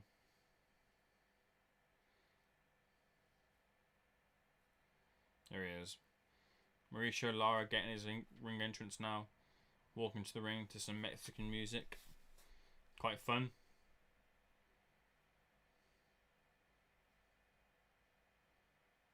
He's got like a poncho on. And he's come to win, man. I spoke to Mauricio Lara. So I spoke to Lara on Tuesday. And I said to him, like, look, from your perspective, right? This is your opportunity to fight for the IBF title. And that's been taken from you as well. You got to take it from that perspective. Because that fight, when he officially was announced, was for the title. Then it got stripped from him. And Mauricio Lara then was still in fighting for against Josh Warrington, but for no title. But he said, look, my motivation hasn't changed at all. It's if anything, I've got more focused. I've had a baby daughter, and I'm gonna come in and beat the best, which is Josh Warrington. So he's definitely very focused. There was no problems with the weight, even though Josh maybe thought there would have been, but there isn't, and there wasn't. But he's ready. He's really ready to cause the upset.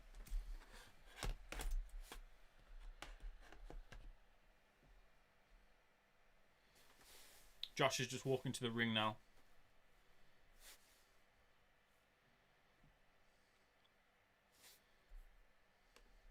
Is he going to come out to I Predict a Riot?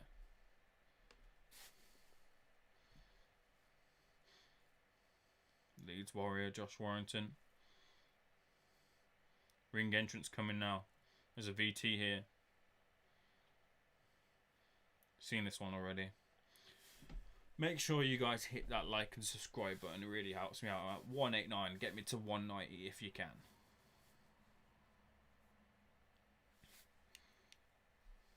How well he's doing in the Prem. I've not watched a lot of Prem football in a long time, so I've no idea how.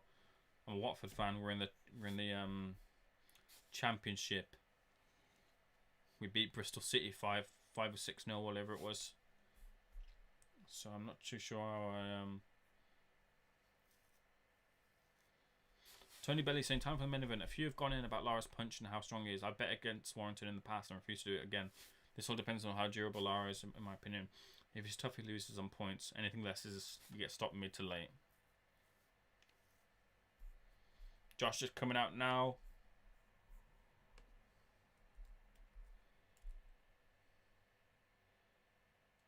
Going out some Leeds music.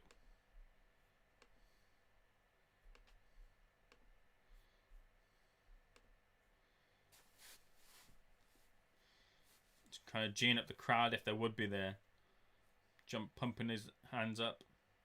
I think he's just visualizing if there was a crowd was there and doing what he would do. Marching on together, I think it's called. Shadow boxing, dipping his head left to right, circling with his body. This is just on the ring walk. This isn't actual action yet. I think it goes into I Predict a Riot next, right? Yeah, there we go. And there's the walk.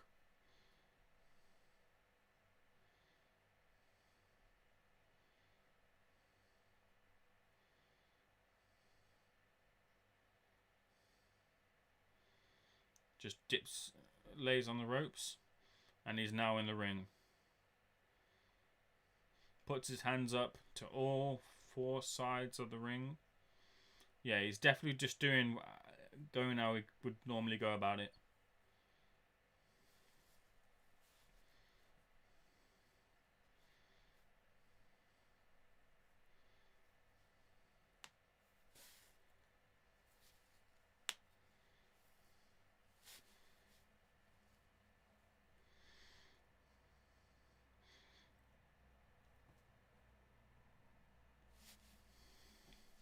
Official introductions coming now. Josh Warrington versus Mauricio Lara. You know my thoughts about this fight. You know my thoughts about what could happen. Just the things that Josh Warrington should look out for. This guy does have power in both hands, so he's got to be wary of that. Josh isn't known for his knockout power, but he's known for his volume. This guy is tough. I don't think it's going to be like when Josh Taylor fought that guy in his Kong Song. I don't think it's going to be anything like that where he takes a roll after a round after a body shot. So we'll see how this goes. But hit that like and subscribe button if you haven't already. Help your guy out. I'm at 189. Target 190.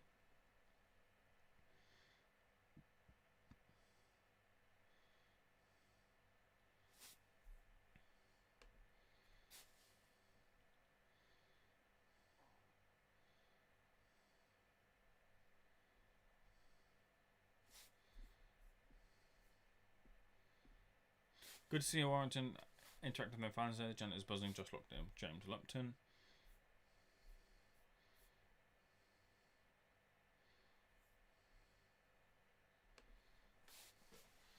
Just getting the official introductions now from Josh. From David Diamante.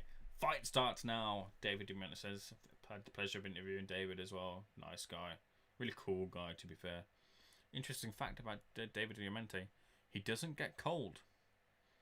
I took him outside to do an interview just to get better lighting. He was like, I said to him, like, sorry about that. It took a bit of a while. It's quite cold out here. He goes, oh, don't worry about it. I don't get cold. I'm like, how does someone not get cold?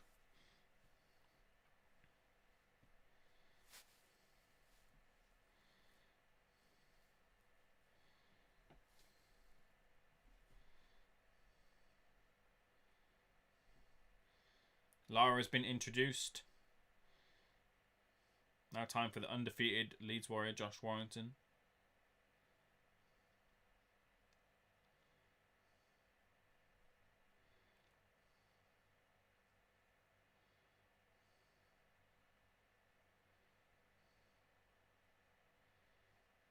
"30 wins, 30 fights, 7 knockouts." That's where the lack of KO tag comes. It was very wide in terms of the betting last time round for him to get the knockout. He did get the knockout in the end against Takush. But, yeah.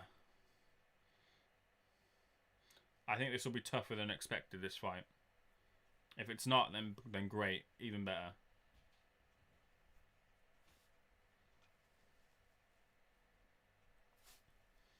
The meeting in the centre ring, just getting the final introductions, and Lara is just bouncing on his feet.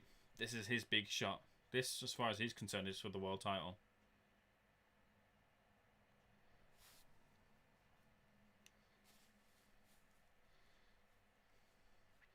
And here it is.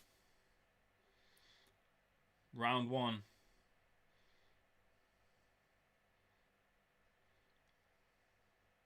Jab from Josh. Right hand lands for Josh Warrington.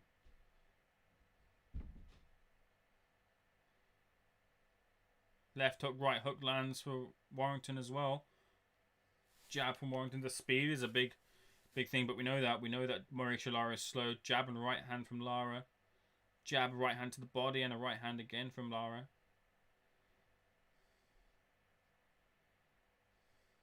Left, right hook to the body there. Josh gets a warning for low. Seemed on the belt line to me. Jab there from Lara. Jab on a right hand. Left hook wings in from Lara. Just misses. Jab lands for Josh.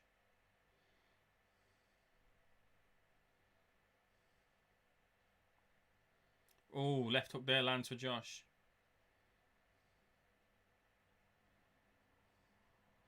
Right hand lands for Lara. Left hook lands to the body for Lara.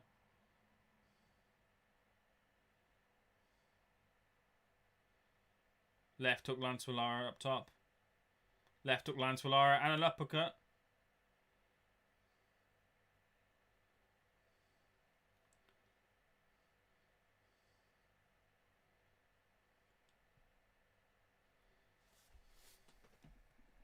Right hand lands for Lara. Left hook.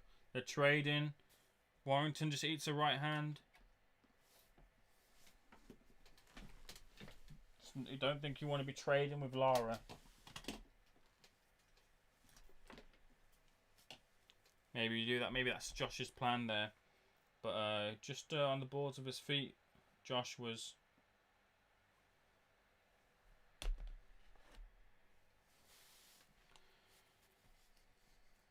Jab from Josh. Jab and a right hand from Lara. The trading. Right hook there from Lara again. just worrying is that he's a bit open to. I thought Josh would kind of take a second to just see it the first round. Make sure you hit the like and subscribe button here, guys, before we just continue. Just getting this back up. But Josh is choosing to trade with him. Maybe he's just tasted the power. He knows what it's about. And he's going for it. 20 seconds left of the first round. Right hand, left hook, right hand from Josh Warrington.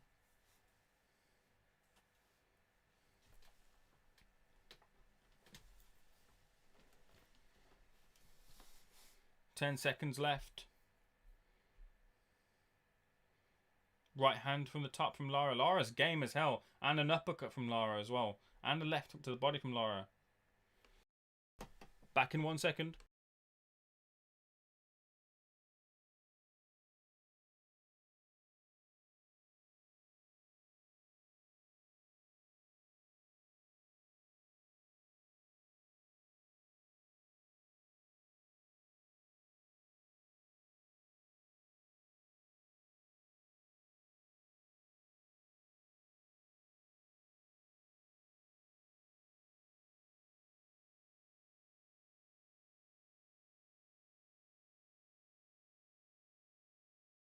Sorry about that, guys. But yeah, Warrington's looking happy to trade.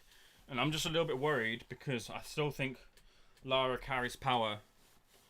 But maybe Warrington's felt the power and just thought, nah, I can take this and I can run through it. But yeah, this is the thing. Josh is open to take shots. And even when Josh throws combinations, he can take shots. And Lara does bang. Hit that like and subscribe button if you're new here. Please help me out. I'm trying to get to 190 subscribers. I'm on 189. 20 seconds into the second round. Lara on the front foot. Feinting with the jab Josh is. Just pouring out that right hand. Eats a jab, a straight jab from Lara. Exchange jabs right hand. Peach with right hand there from Josh. Leading with the right hand Lara. Caught on the gloves.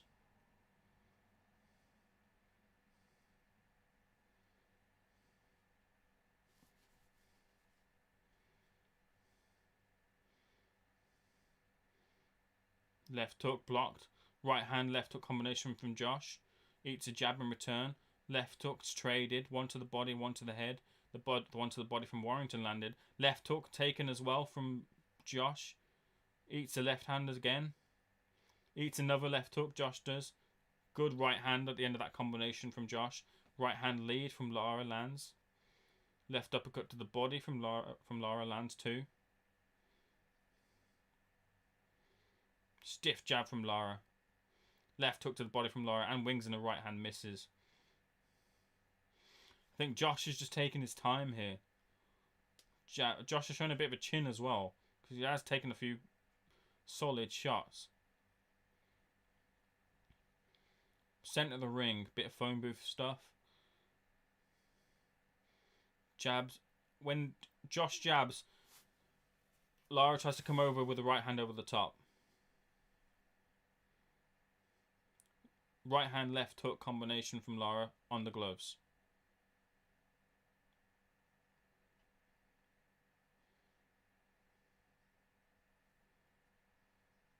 Left hook to the body from Warrington. Good shot.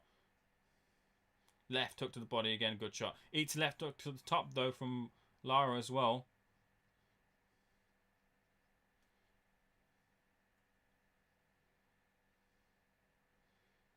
Right hand, left hook from Josh. Left hook, right hand.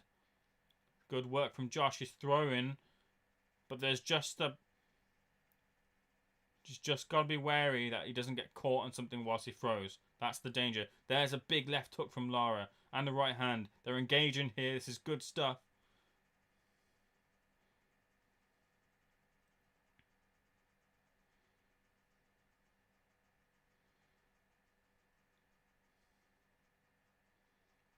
Last 10 seconds of the second round. Better stuff from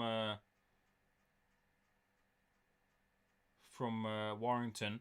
I think he might have been hurt by a body shot early. I think he might have been hurt by a body shot. And that's why Josh is kind of fighting the way he's fighting. I might be completely off there, but I think he's been hurt by something.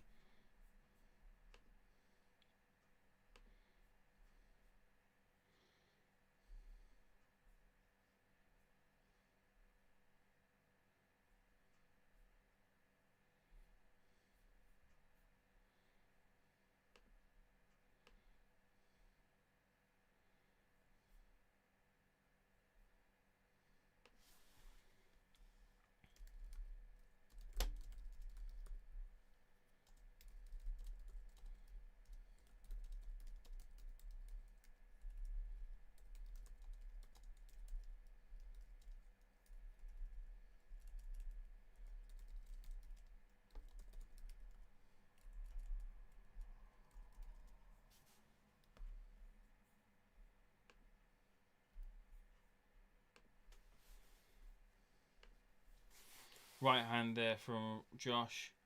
We're in the third round here.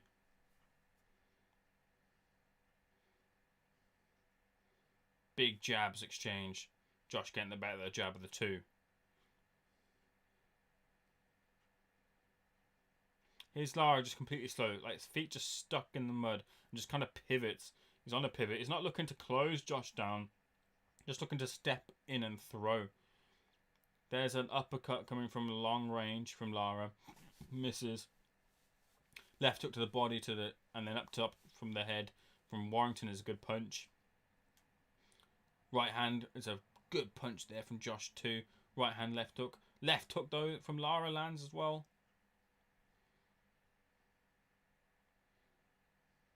Josh just backing off. I think he knows. I think he's giving the power the respect. 2 minutes left of the third round. He wings him in, so he does telegraph him. And I think Josh sees the telegraph. There's that jab. On that jab, the right hand counter. Oh, good uppercut there from Lara lands. Jab and a right handed jab from Warrington. It's a good punch. Uppercut to the body. Good stuff from Warrington. Right hand uppercut lead was a good shot as well. Left hook, right hand, good shot. He just hurt Lara there.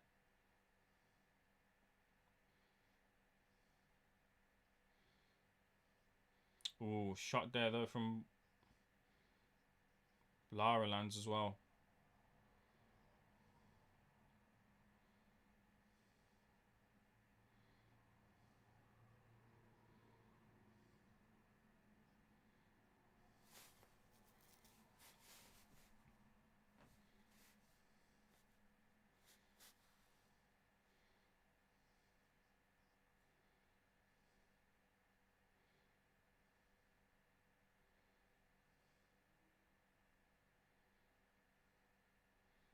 .40 seconds left of the third round.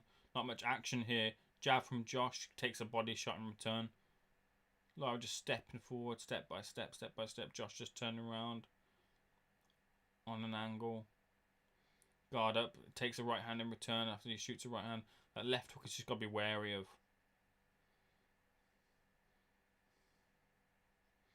Josh's speed. He's got to be thankful he's still got his speed at his age. Or still faster at least at this age, because if he wasn't, he'd be stuck in the mud for a clean left hook that lands there. And that was from Lara, that clean left hook landed.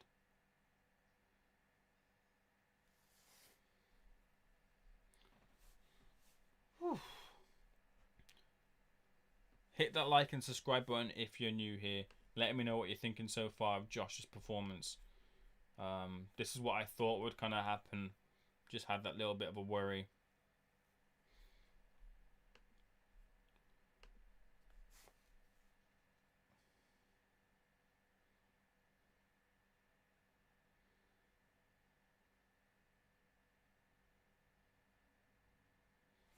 Yeah, make sure you hit the like and subscribe button, guys. I'm on 189, trying to get to 190 subscribers, which is the goal for this stream. Would really help me out. And there's 10 of you in here, so smash that like button and subscribe to the channel. We're going into the fourth round where I was predicting that power to be a bit of an issue. Even though he's slow, he will throw and land on Josh, because Josh throws and does leave himself open, and he has landed at times. And we'll see if he lands with something big enough to worry Josh here.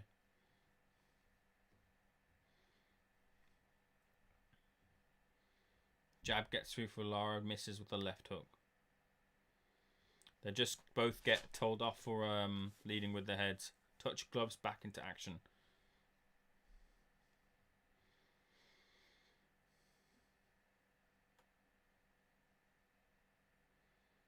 Left hook for Lara, short one, then a wide one. The wide one misses. Left hook to the body, left hook up top, then an uppercut misses. Jab lands for Lara. Jab to the body lands also for Lara. Jab up top lands for Warrington. Jab again for Warrington on the double. Stepping forward and feinting. Eats a body shot and eats an uppercut as well, Josh. Oh, eats a right hand and a left hook as well. Covering up here. Think he's just got a bit hurt by that one. Right hook to the body lands for Lara. Left hook to the body for Warrington. Right hook to the body for Warrington. Left hook for Warrington. Heads clash and Lara complains. Just getting told to keep the shots up as well from Warrington as well. They touch gloves. There's some good action here. And Warrington not having it all his own way at all. Lara's putting up a real big, good fight here. And something big can come from Lara, like I said earlier.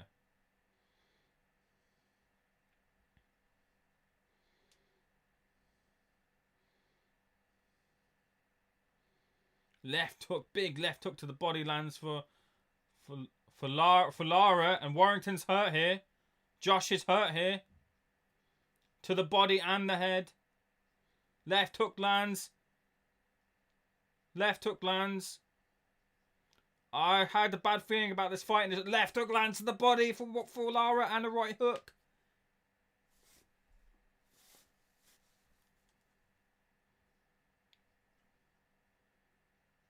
Left hook lands and he's down! And he's down! Josh Warrington is down. The shock is on, and I predicted this. He's all over the place. He's absolutely all over the place. Josh is out. He's about to get knocked out. Left hook, right hand. Left hook lands clean. Right hand lands clean. This is over. Right hand lands. Right hand lands again. He's all over the shop. Left hook, right hand lands. It's done. This is done. Call this fight off. It's done. Fucking hell.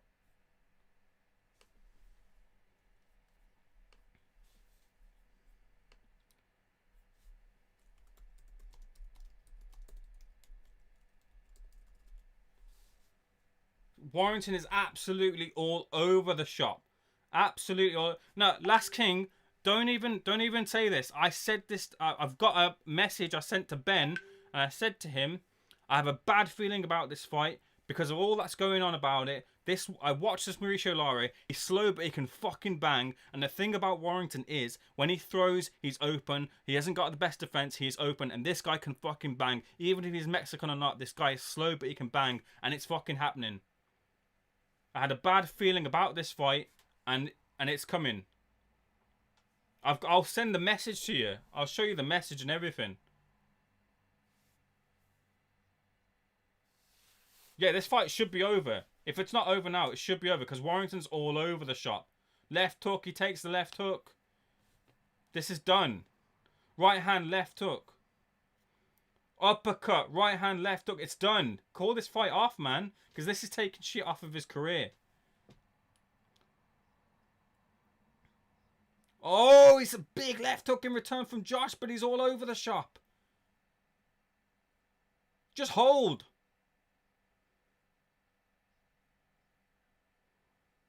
Fucking hell. Right hand, left hook again from Lara. Left hook lands again, and another one. Josh is all over the shop.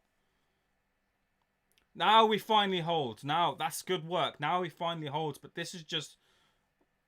Sorry, Last King. Sorry. Sorry, dude. Left hook, round 5, 2 minutes in. Right hand from Josh Warrington. Right hand there from Lara again, and a right hand from Josh. Left hook for Josh Warrington. Oh!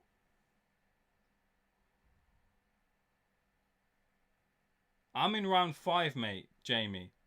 Do not tell me this Josh claws this back, because if he does, fucking hell.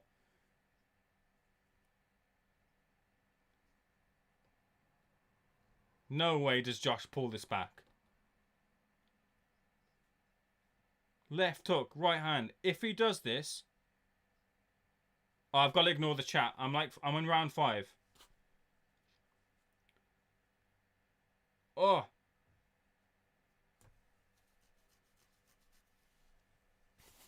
Left hook lands for Lara again. You might be trolling, so I don't want to go along with what you're saying. But Josh is showing massive heart here. 1 minute in, 1 minute left in the round 5. This fight could have been called off.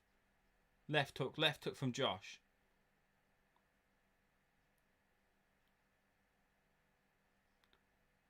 I don't even know what to say, man. Very, very lucky the ref hasn't stepped in to stop the fight. Big right hand there from Josh. And a left hook. Right hand, left hook. Left hook again from Lara.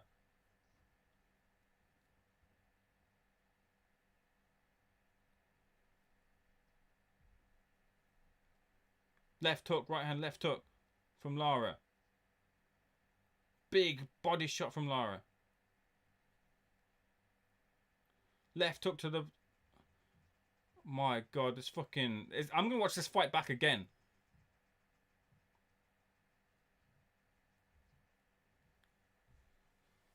Fucking hell. Right, round 5 ends.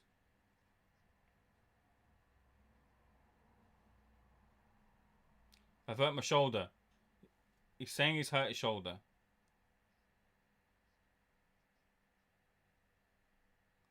What's going to happen here? Big winging left hook. But he was badly hurt.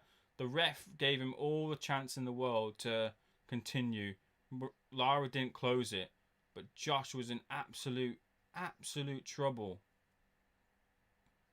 I'm not looking at the chat. I'm not looking at the chat. I'm not looking at the chat. I'm not looking at the chat. About to start round 6. Sean O'Hagan saying, we'll see what happens and we'll carry on. Asking him to box clever. Please hit the like and subscribe button if you're new here. I knew something like this was going to go on. Fucking crazy. And Josh still looking stiff. Round 6. I'm not looking at the chat. I'm not doing it. I'm not looking. Jab from Lara. Exchange of jabs.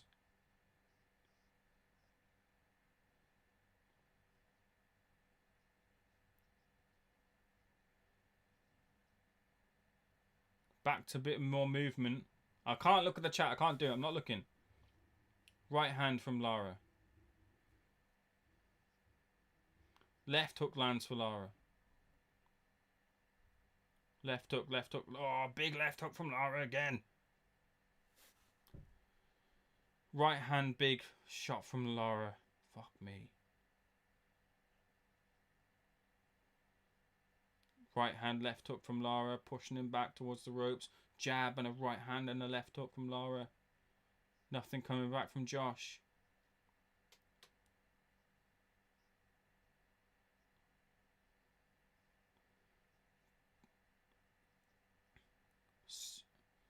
Big body shot from Lara.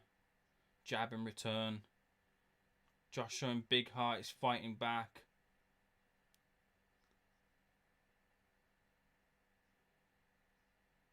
.90 seconds left of the 6th round. I'll read the chat after this round.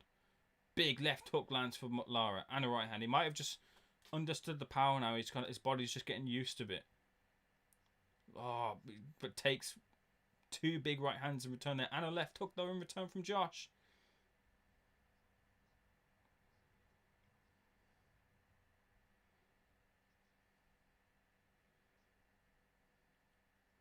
Left hook to the body, big one from Lara. Got him on the ropes. I don't think Josh can really hurt him. Oh, big right hook from Lara.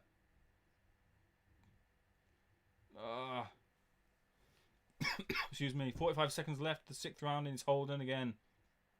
There's a mouse under the right eye of Lara. We'll see if that closes at all. Right hand in return from Josh Warrington. Uppercut and right hand.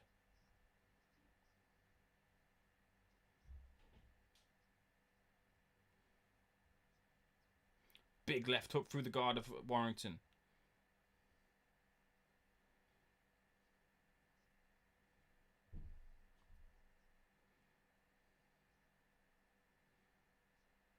Trade of left hooks. Right, 10 seconds left in the 6th round. I'm going to catch up with the chat and see what you guys are saying.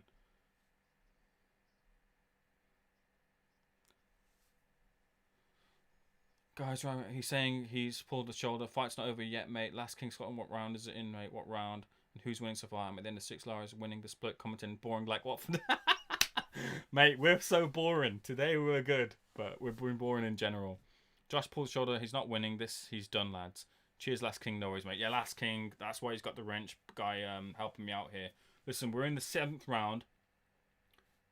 You can't throw the shots because the shoulder's gone. Yeah, you're right. Listen, I'm getting overexcited here, and you're giving me the analysis, but you're completely right. Josh has thrown the shoulder. He's not really that powerful anyway. He's not really known for being, having that one-shot kind of power. He's kind of throwing in flurries. And the problem for me is I can't turn the camera around Paul Wallace. I apologize. Please do hit the like and subscribe button. I'm trying to get to 190 subscribers. I need one more subscriber, so please do hit it. But look, he's not controlling this fight at all. And I'm not scoring this, but he's down in this fight. And he's gone down. And he's taking big shots, which might not hurt him now, but they'll damage him in terms of the shots he's taken in his career. Because you've never seen Josh like this at all before. Round 7. Massive heart. Did Watford win? We won against Bristol City 6-0. Rob, good to see you in here, Rob Robertson. 7th round. Josh on the back foot. Winging left hook here from Lara. Comes through, and every time he just takes a shot, it's just not... You just think Josh will keel over. I think Josh is still buzzed. Look, after that left hook, he's all over the shop. Last King of Scotland's right. He's done. He's completely done.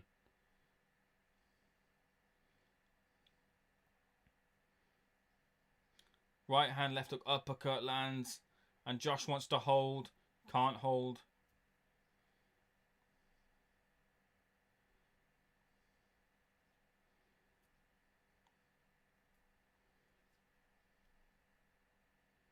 Left hook lands for Lara again.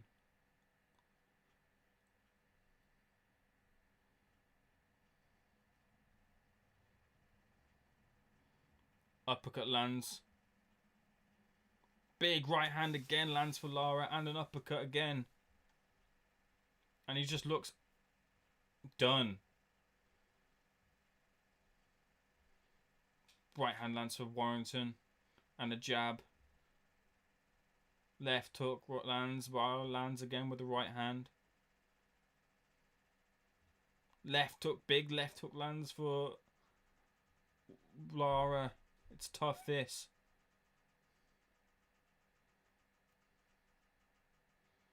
Big left hook lands again for Lara. Fuck me.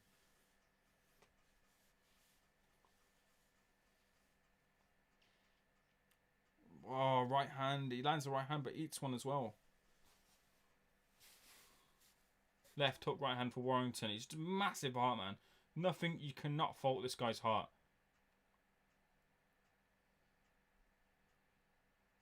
Left hook to the body and up to the head from Lara.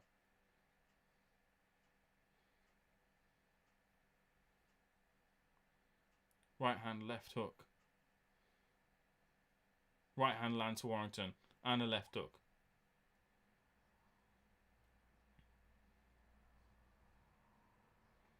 "15 seconds, around 7 left.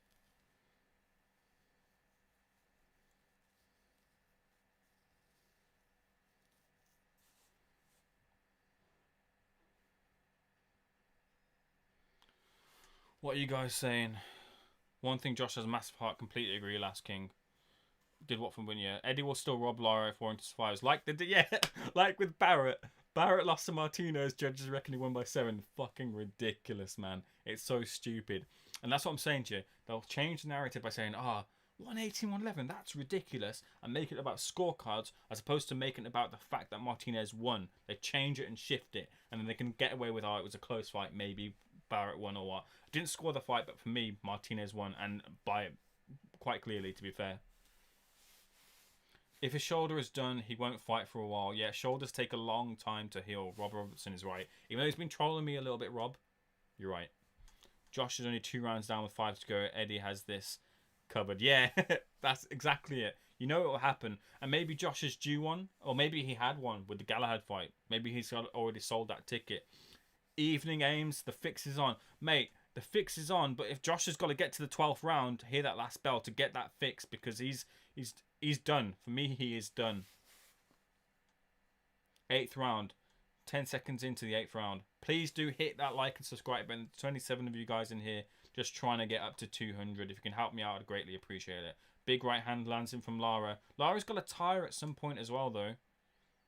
Left hook lands, just glances off the forehead of Josh. Eats a stiff jab. Left hook to the body. This is all I'm talking about. The shots that Warrington is taking. He takes an uppercut. He takes a left hook to the body. Who's ahead on points? Lara's ahead on points for me.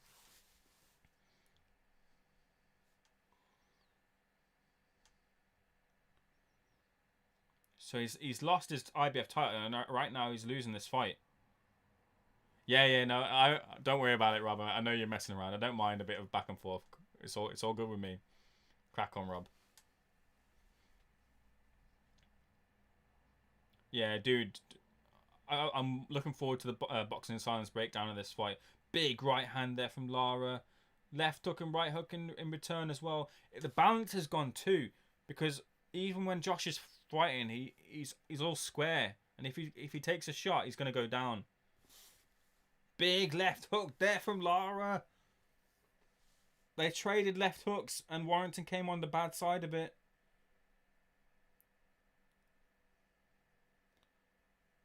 This guy got fucking knocked out in fights before. How the fuck? This guy's got a chin and he fucking throws. Oh, big left hook.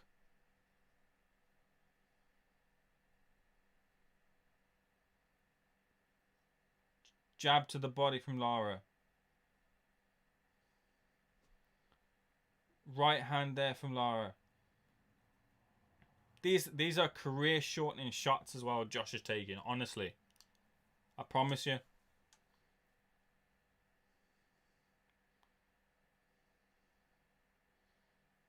Big right left hand from Lara. Winds it up, lands. Oh. Jab on the right hand.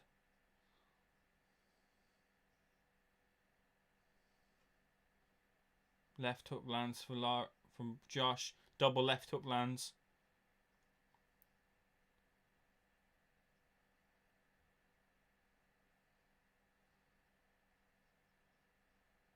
Ten seconds left of the 8th round. Josh is going to see it through. Listen, let's just talk about how the fuck Josh made it through that. Whatever round it was. The ref could have stepped in and stopped it. Is it Marcus McDonnell? Is it Marcus McDonnell or is it Terry O'Connor? It's not Terry O'Connor. I think it's Marcus McDonnell. He could have come in at any point and stopped that fight because Josh was all over the fucking shop. Ben Forshaw, Josh is fucked. Josh is fucked. Who is winning, bro? Rene Vasquez, Mauricio Lara is winning. 100% running empty. Typical Sky bollocks, lads. Only 2 rounds in it. This can't be right. Who's winning, bro? Yep, Lara. What round is it? We're coming into the 9th round. Usual Sky fuckery. Yeah, we saw it. We saw it with the Barrett fight. Yeah, he's getting battered. He's taking career shortening shots here, and has taken them already in this fight. That's why I won't pay for money for Hearn to line his pockets. Fairs. Don't blame you. How could Zelfa win by 7? He got battered. Same old, same old. Yeah. And Eddie will come out with the, oh yeah, it's disgrace, but they'll hide it and talk about scorecards and not about who actually should have won. That's the narrative control as well. So Josh got beat. He hasn't got beat, Ben. He's getting beat. He's getting battered. We're in round 9 of 12. It's over, KO'd. No way. Let's have a look.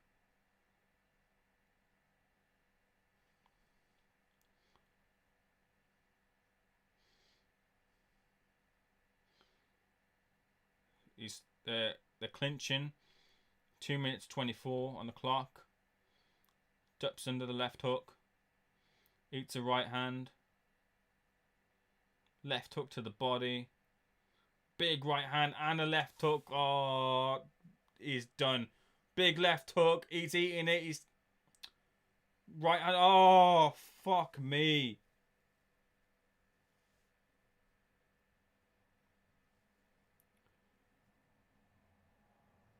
Oh my god. Oh my god. Josh Warrington has been knocked out by Mauricio Lara. 22-1. I don't bet, but I should have had it on. But fuck it, I don't bet. And I knew it was going to happen. I genuinely knew it was going to happen. I'll show you the... Right, listen to this. Listen to this. Listen to this right now. Okay. Listen to this. 1 second.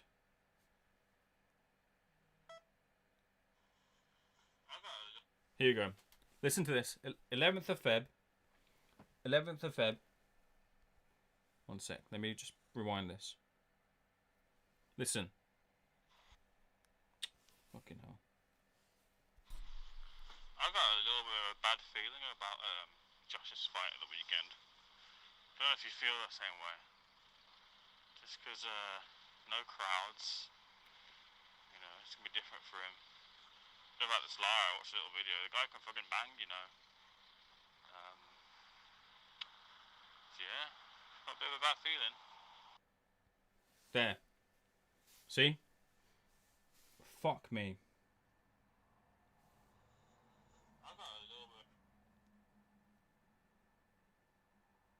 I don't know what to say, guys. I don't know what to say.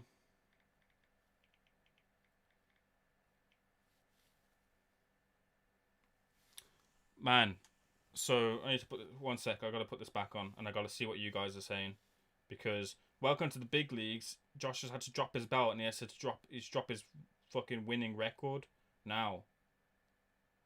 And it's such a shame because Josh is such a nice guy. Like, I've met him, Boxing News TV, know him quite well, and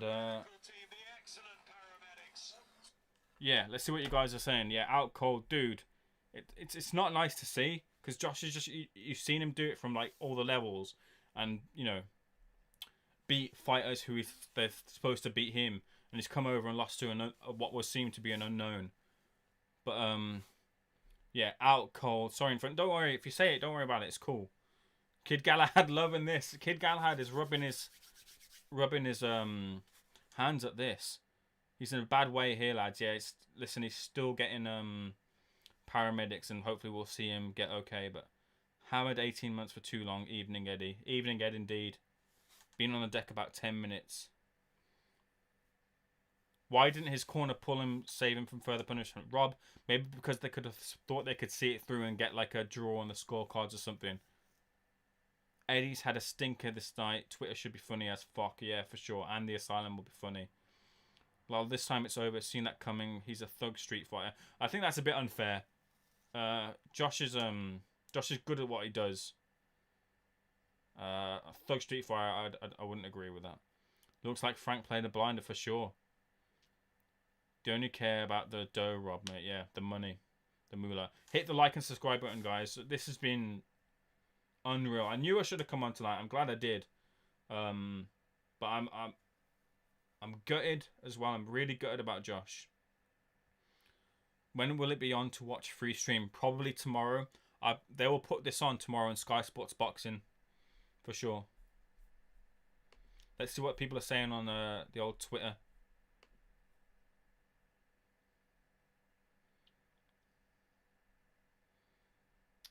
Fucking hell. I'm genuinely shocked, man. Genuinely shocked. Hey, I reached 190 subscribers. Thanks, guys. Thanks, everyone. I appreciate that.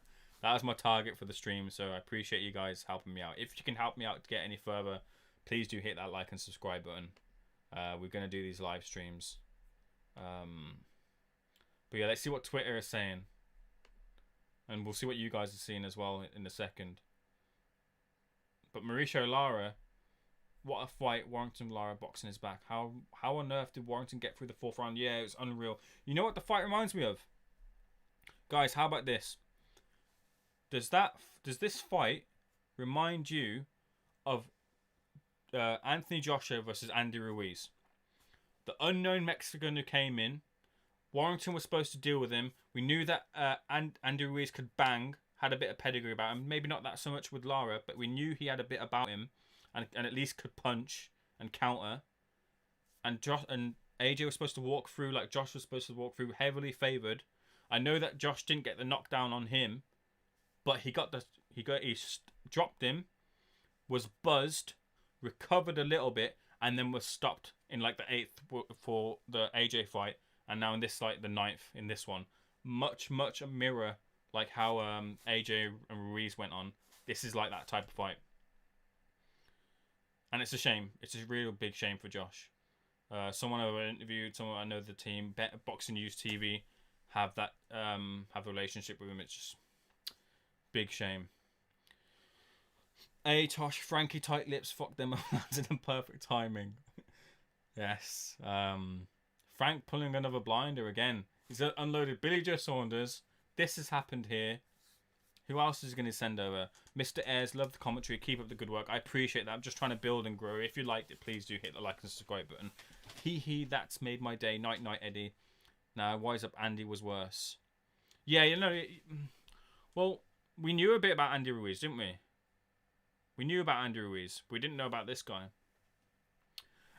I think in a way there is, but fair enough if you don't agree.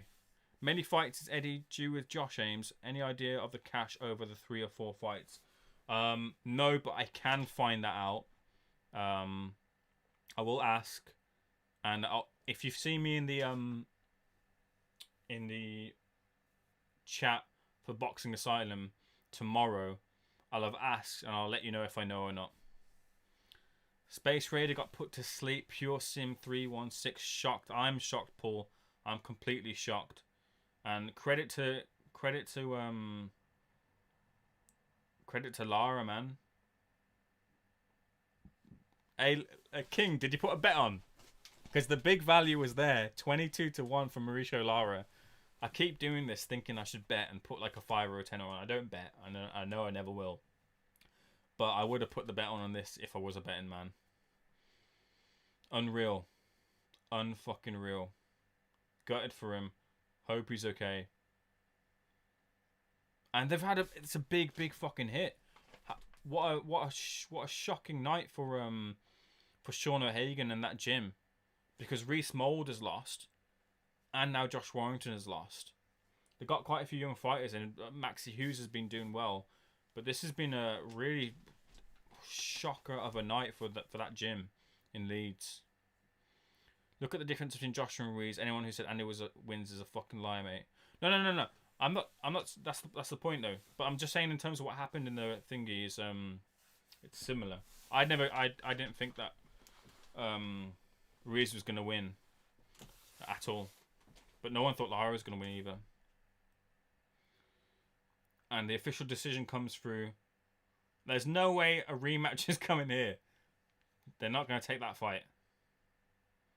We'll stick around for the post-fight reaction from like the post-fight interview with Josh Warrington, and I'll let you know what they said. But what a fucking night. Mexican boxing rules, dude. Like he hadn't really fought anyone like him at all, and the power was an issue, a big issue. So, but yeah, like the question here, round 4, should that fight have been stopped or not? Because I think it should have been stopped in 4 and could have been stopped at a couple of points in round 4. That's a round I want to watch back because he was out on his feet a couple of times. Mr. Ayres, who have I got for White Povetkin rematch? Right. At the moment, I'm going for White because I don't like what's been said on the circuit about Povetkin. People are saying about how Povetkin got COVID and it was bad. I have been told that it was really, really bad and that they didn't even think at one point Povetkin would pull through. They thought they might lose him. That's what I've been told about Povetkin, and from a reputable source. If you know who I've interviewed and you know who it might come from, then you know it's a reputable source. And I don't like that about that he's coming off of essentially nearly dying, and going straight into a fight, especially with him being old and what happened in the first fight. So I'm going for White on this one. I think White will get a KO in like round 8 or 9. Yeah, Warrington is no great shake, mate. Done best with what he's done, what he's got. Yeah, he's overachieved for sure. But the point is, like, he built and built and built, and there are certain stages where people thought he would lose, but he didn't. So it's like nice and endearing in that sort of way with Warrington. You kind of want to root for him because he's kind of overachieved. And this should have been a fight that it should have won, or been a fight where he would have won. The opponent should have been put in place for him to beat. But the problem was with what happened with Kanju. They had to find someone quick. They've looked in, tried to find someone decent enough. They've overlooked Mauricio Lara, seen the KO record, thought it's just against a load of bums. But this guy can bang. I watched a couple of fights of him before. He's slow, but he can bang, and he showed it. Space Raider bum. Mexican eat the Space Raider. Pure Sim showing some hate to Josh Warrington.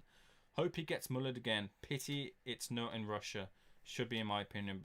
Probably White, but hopefully Povetkin. Again, you can't rule out Povetkin at all. And if he does it, Dillian White's in the shitter. If Dillian White loses again, he's in the shitter. Properly in the shitter. Because he should have beaten Povetkin the first time. And he should, in my opinion, beaten the second time. So he's really in a tough spot if he loses again. Especially if it's by a vicious knockout again. Losing to Lara, not that big of a surprise. Yeah. But what I'm saying is in the sphere of boxing, what was being talked about, it was going to be seen as a walkover. Do you get what I mean? But then maybe I'm reading Tony Bellew's tweets and taking him for gospel. No, I'm not really. Cully's View. What do you use to stream, bro? And you're bang on. Lara's no easy fight. Cully's View, appreciate you asking. It's good to see you guys in here. Good to see some new faces in here. Pure Sim, Cully's View, Mr. Ayres. Good to see you guys in here. Please do hit the like and subscribe. And Cully's View, I use StreamYard, and then I make these graphics myself. They're not like any big. It takes a bit of time to make, but you can make them yourself. But I use Streamlabs to stream. I'm currently building my own computer here. I've got the case here. I'm buying the motherboard tomorrow. I'll buy the graphics card and the GPU later on. So by mid part of the year, I should have a new PC where I should be able to bring you new and better streams. I also interview for Boxing News TV, where I do interviews as well. And I did interview Mauricio Lara, who said he was fully focused on beating Josh Warrington. Listen, I asked Mauricio Lara this. I said, this was your opportunity at the IBF title. When you signed to fight Josh Warrington, it was for the IBF title. Now it's been taken away from you. If Galahad, look, obviously he wouldn't have, but if Galahad did agree to step aside, that's your fucking new IBF champion, IBF world champion Mauricio Lara, and that's well within the realms of possibility in another alternate reality. That's your world champion. But yeah, didn't happen. But yeah, crazy. He had he's had a birth of his daughter. He was fighting for his daughter, fighting for his spot, and they got fucked over, man. Matchroom, they must have paid the WBA the IBF, sorry, for him to appear in the rankings all of a sudden, so Josh could then pick him. And now look, took his shot, took his opportunity. Lara smashed that fool up. White's getting iced by Povetkin. Now that was a what the fuck surprise. Yeah, you're right. You are right. You saw my reaction for that, didn't you? Kid Galahad got robbed. Close fight. I had it to Josh Warrington by 1 round. I haven't watched the fight back purely because it was a shit fucking fight to watch. But I can see both fighters winning. Yes, I agree. White will put Povetkin in a coma. Right back to the bottom of the pile if he loses. Yeah, he's fucked. If he loses, he's fucked. I'm a new subscriber, bro, and just started myself. Appreciate you subscribing. Look, just get on StreamYard, and just do stuff, and you'll get. If you do stuff differently, you'll get picked up, and that's how I got onto Boxing News TV. And if you go over to Boxing News TV, I interview for them. So I spoke to Lara today. On Tuesday. I spoke to Zelfa, Barrett. I spoke to Reese Mold. I spoke to Laywood. All these guys, and you get those opportunities. You get to just build. So just keep going at it. And good to have you in the community. That bum Warrington got exposed. Pure Sim just throwing hate at him. I live it, brother. Go on, bro. Love it. Can't wait to see you go. Appreciate you. Thank you so much. Night Space Raider. Pure Sim, come on. Give it a bit of a break. MVP X Trinity. Josh should have walked over him, but it shows the power of the media, just like what happened with AJ. Yeah, man. Yeah, look. Again, I'm going to play it again. Just so you know, I'm going to play it again. I'm just going to give myself a little bit of rub here. This is what I sent the other day to Ben. Did the interview with Nathan. Oh. Nice. Wrong one. It's this one. One sec.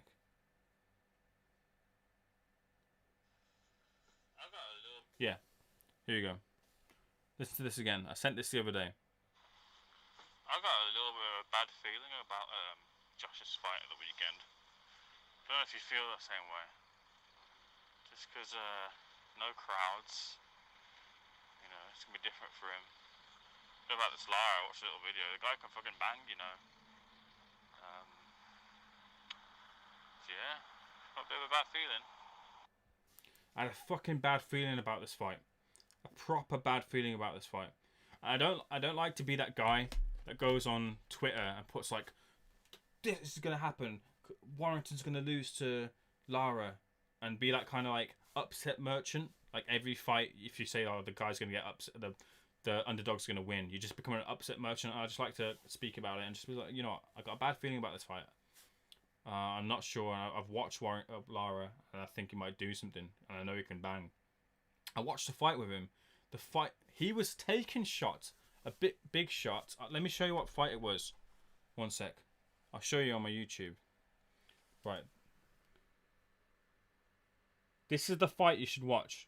I'm going to go on my history. I'll show you. This is the fight I watched. One sec. It's here somewhere. I watched...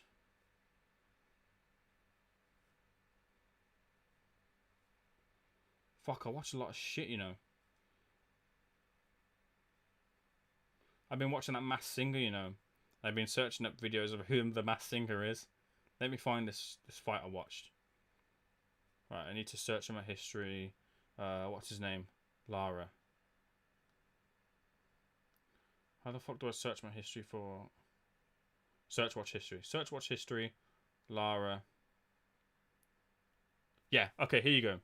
This is my history. And you'll see the second fight there. That's the fight I watched. It says Jesus Quijada versus Mauricio Lara highlights HD. So Jesus Quijada versus Mauricio Lara highlights HD. That's the fight I watched. And that's the fight where I saw Mauricio Lara be slow as fuck, take big shots on the fucking chin and walk forward, and throw big shots slow, but fucking bangers at his opponent, and proper wobble him and hurt him with every shot he was throwing. And I was just thinking, look, Warrington's open as shit. He throws in combinations, and if he throws with him, or even if one of those lands, he's gonna be in big trouble, and it fucking happened. So yeah. But I don't like to be that guy that puts out on Twitter and Instagram and be like, oh, this is gonna happen, blah blah blah, that sort of thing, because you just get shat on, don't you? But yeah, let's see what you guys are saying. Casual Scotland, I've forgotten more fights than you've watched, Little Melon. Bit of banter in the chat. Yeah, that's a joke. Warrington done that because he knew he was fucked anyway. I think he was absolutely done. I want to see that 4th round again. Pure Sim, go to bed, wee man. Pure Sim on the hate train for Josh. He was overhyped and lost to a kid, in my opinion. Fair enough. Yeah, that's a farce. Eddie, a farce. That's the way they did Lara, 25% and no belt because the contract was agreed. Yeah, they fucked them over, man. It's just a situation, and Galahad didn't help the situation either. Let's be real, Galahad didn't help the situation. But he bashed him, so they got egg on their face. Thank you, brother. Okay, I got you, bro. Wicked, bro. You're spot on.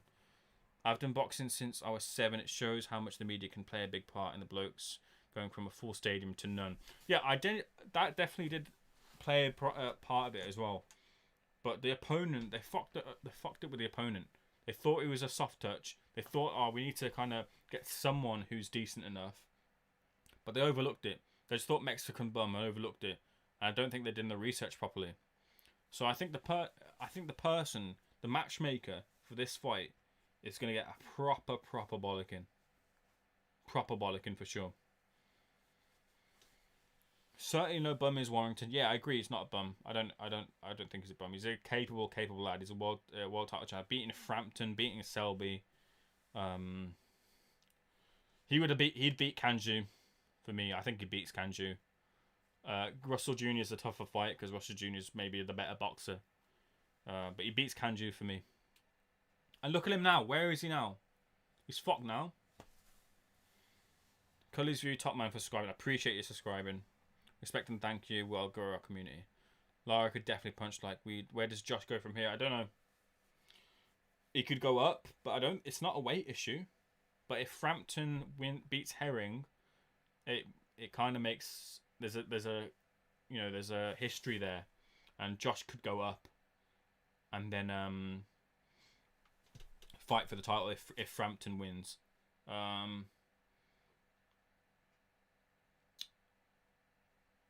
He might just have to go B-side and just take the try and buy. I don't know. I fucking don't know, man. Josh goes next and fights Selby again, maybe? If Selby's still around. Selby is still around, but maybe Selby again? Eddie was sticking with someone we never heard of again, building back up. Yeah, that's the classic route for him. What's the bet? Do you reckon Eddie signs Lara now? Yeah, this is what I did say that MVP reaction. See, King of Scotland doesn't agree with me, but yeah, it's literally kind of like the similar way of what happened with Thingy, Josh with Andy Ruiz.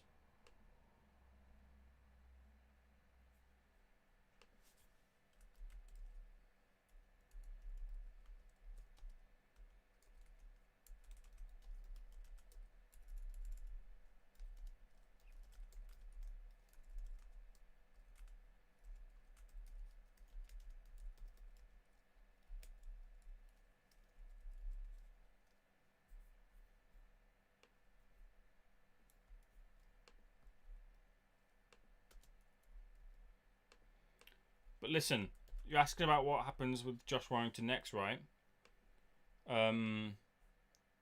Those were shots. As I was talking about this fight, those were shots that, for me, shortened his career that he took. Watch that 4th round again, and those are shots that I believe have shortened his career. I think he'll come out with concussion. He'll have had concussion from that fight. The way he was walking around the ring, the way his legs stiffened, he was all over the shop. That's a fight that's shortened his career, in my opinion.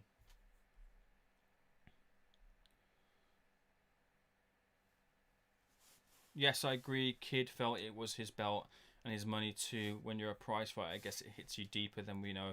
Imagine someone getting a pay rise in work, but you feel you work harder than him. Is that about Kid Galahad? Needs to go down a weight, in my opinion. Kamehameha Hukin, I don't know what you said there. Lara not getting the title is a disgrace. Yeah, this is what I said that last King. I said that when I interviewed him on Boxing News TV. When I spoke to him on Tuesday, I said to him, look, this was your opportunity as well for the title. That's what people forget, and people need to recognize that now. This was also...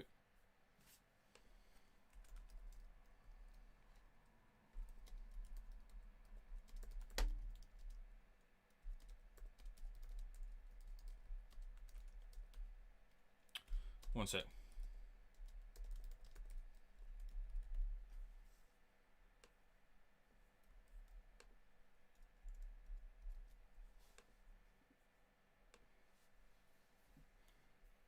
Yeah, I said to him, look, this was your one point your shot at the title, because when you signed for the fight Mauricio Lara, it was for the IBF title. But then what happened, and he should essentially be, because Galahad agreed to step aside, but then he didn't. Whatever's gone on there, but conceivably, you would have had Lara as the new champion.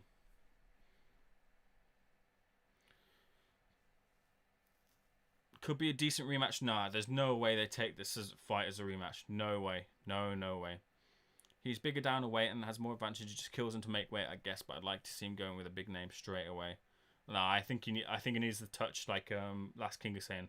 I think he needs a touch. Get Takoosh back in. He needs a touch. Josh Kelly, the next matchroom fighter to get iced. Very possible. Very, very possible with Abanesian. They have slowed that momentum down with that Leharaga 2 knockout wins, but very, very possible. I'm not sold on Josh Kelly at all. All these British fighters do great till they fight fighters outside of England. Yeah, I mean, Warrington has fought outside like European fighters, but obviously the big victories are like your Selbrys and your Framptons. He fought Takoosh out in Europe. But yeah, he just come across Mexican fighters. They just fight. I remember speaking to Alfonso Gomez, and just like the beat, Mexican fighters, they're taught to fight off of a beat, off of a rhythm, and it's not your 1-2 or 1-1-2. It's your 1-1-1-2. That sort of thing. They proper fight off beat. So and I don't think European fighters, especially English fighters, are very hip to that trick. At least they should be now, because it's been so long. But Warrington came unstuck here, and it was the power really that got him unstuck here. And he showed a chin at times, to be fair, because he took 3 rounds of big whack. But the 4th round was just too much. Here you go. Josh Warrington update here. Right, so he's going to hospital as a precaution. I think the guy's got concussion. I think he'll have concussion from that fight. Hearns with Lara saying Josh was never his friend anyway. Yeah. If it was for the title, it'd be like Don King. Walk in with the champion, walk out with the champion. For sure, Hearn would have first dibs on Lara.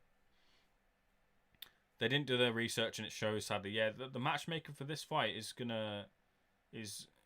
unless there's someone properly ingratiated with this fight, they're going to get a proper hide-in. Venetian baby count your money. It's a shoe-in. Yeah, I'm not sold on Josh Kelly at all. Tell me what happened when Fury went to Vegas. I just think he's a show pony like Eubank Jr. Who? Warrington? Warrington fights to the crowd for sure, but I don't think he's a show pony. How do you get Sky Sports Arena? You get the Sky Sports package. I've got Sky Go. So that's how you get it. Warrington looked like Eggington. Does anyone agree? In the fact that he was open, he was taking shots, yeah. But the thing with Eggington is you don't drop Eggington. You stop Eggington on his feet. You don't drop him. But there are points when he was like when Eggington takes a big shot and he's just kind of buzzed for a second. I can see that. It's a joke, to be honest. You know, get your mortgage on Venetian. Warrington versus Navarrete. Navarrete wins. Josh Taylor will take any fighter in the country. Josh Taylor is a really, really, really good fighter. Got to give big credit to Ben Davison as well. I know Lee Wood had not been in him for a while, but he helped guide Lee Wood to the victory over Reese Mould, who can bang as well. So you got to give a bit of credit to Ben Davison there. I'm putting holiday money on it. I wish I was a betting man, but I'm not. I've missed out on bets where Joyce versus Dubois. I had Joyce stopping Dubois late, but I don't bet.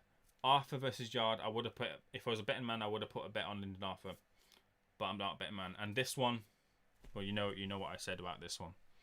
Josh Taylor, different breed he is, and Josh Taylor beats Ramirez for sure. For sure, Josh Taylor beats Ramirez. I was excited to see Warrington versus Russell, bummed, but awesome for Lara. Why didn't he get the belt? Right. So, originally Galahad apparently agreed to fight, to allow Warrington, originally, apparently, Galahad agreed, even though he was made mandatory for the IBF belt after he originally lost against Warrington. He fought Claudio Morero, was that final eliminator for the number one contendership, and the next in line to fight Josh Warrington, the mandatory for his belt, was ordered. Beats Claudio Morero, he becomes mandatory again. Galahad agrees, apparently, to step aside for Warrington to fight Kanzu in a unification fight, IBF and WBA. There was talk about Kanzu. Well, Kanzu's the WBA regular champion, so not a full champion. And apparently he'd been elevated, but then apparently he hadn't been elevated. But basically, because he was regular, it wasn't sanctioned or isn't a unification fight. So because it wasn't a unification fight, Galahad was like, nah. Galahad was not allowing.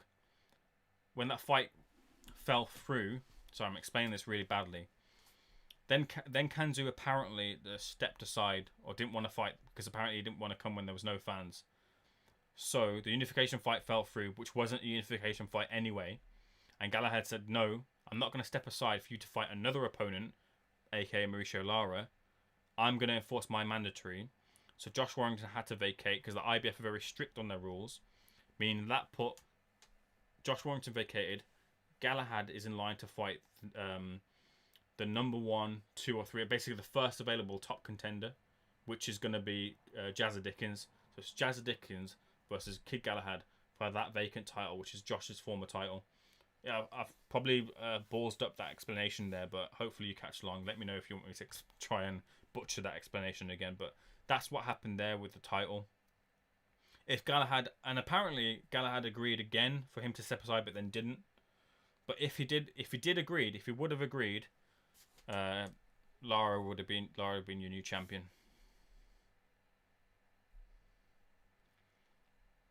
Let's have a look.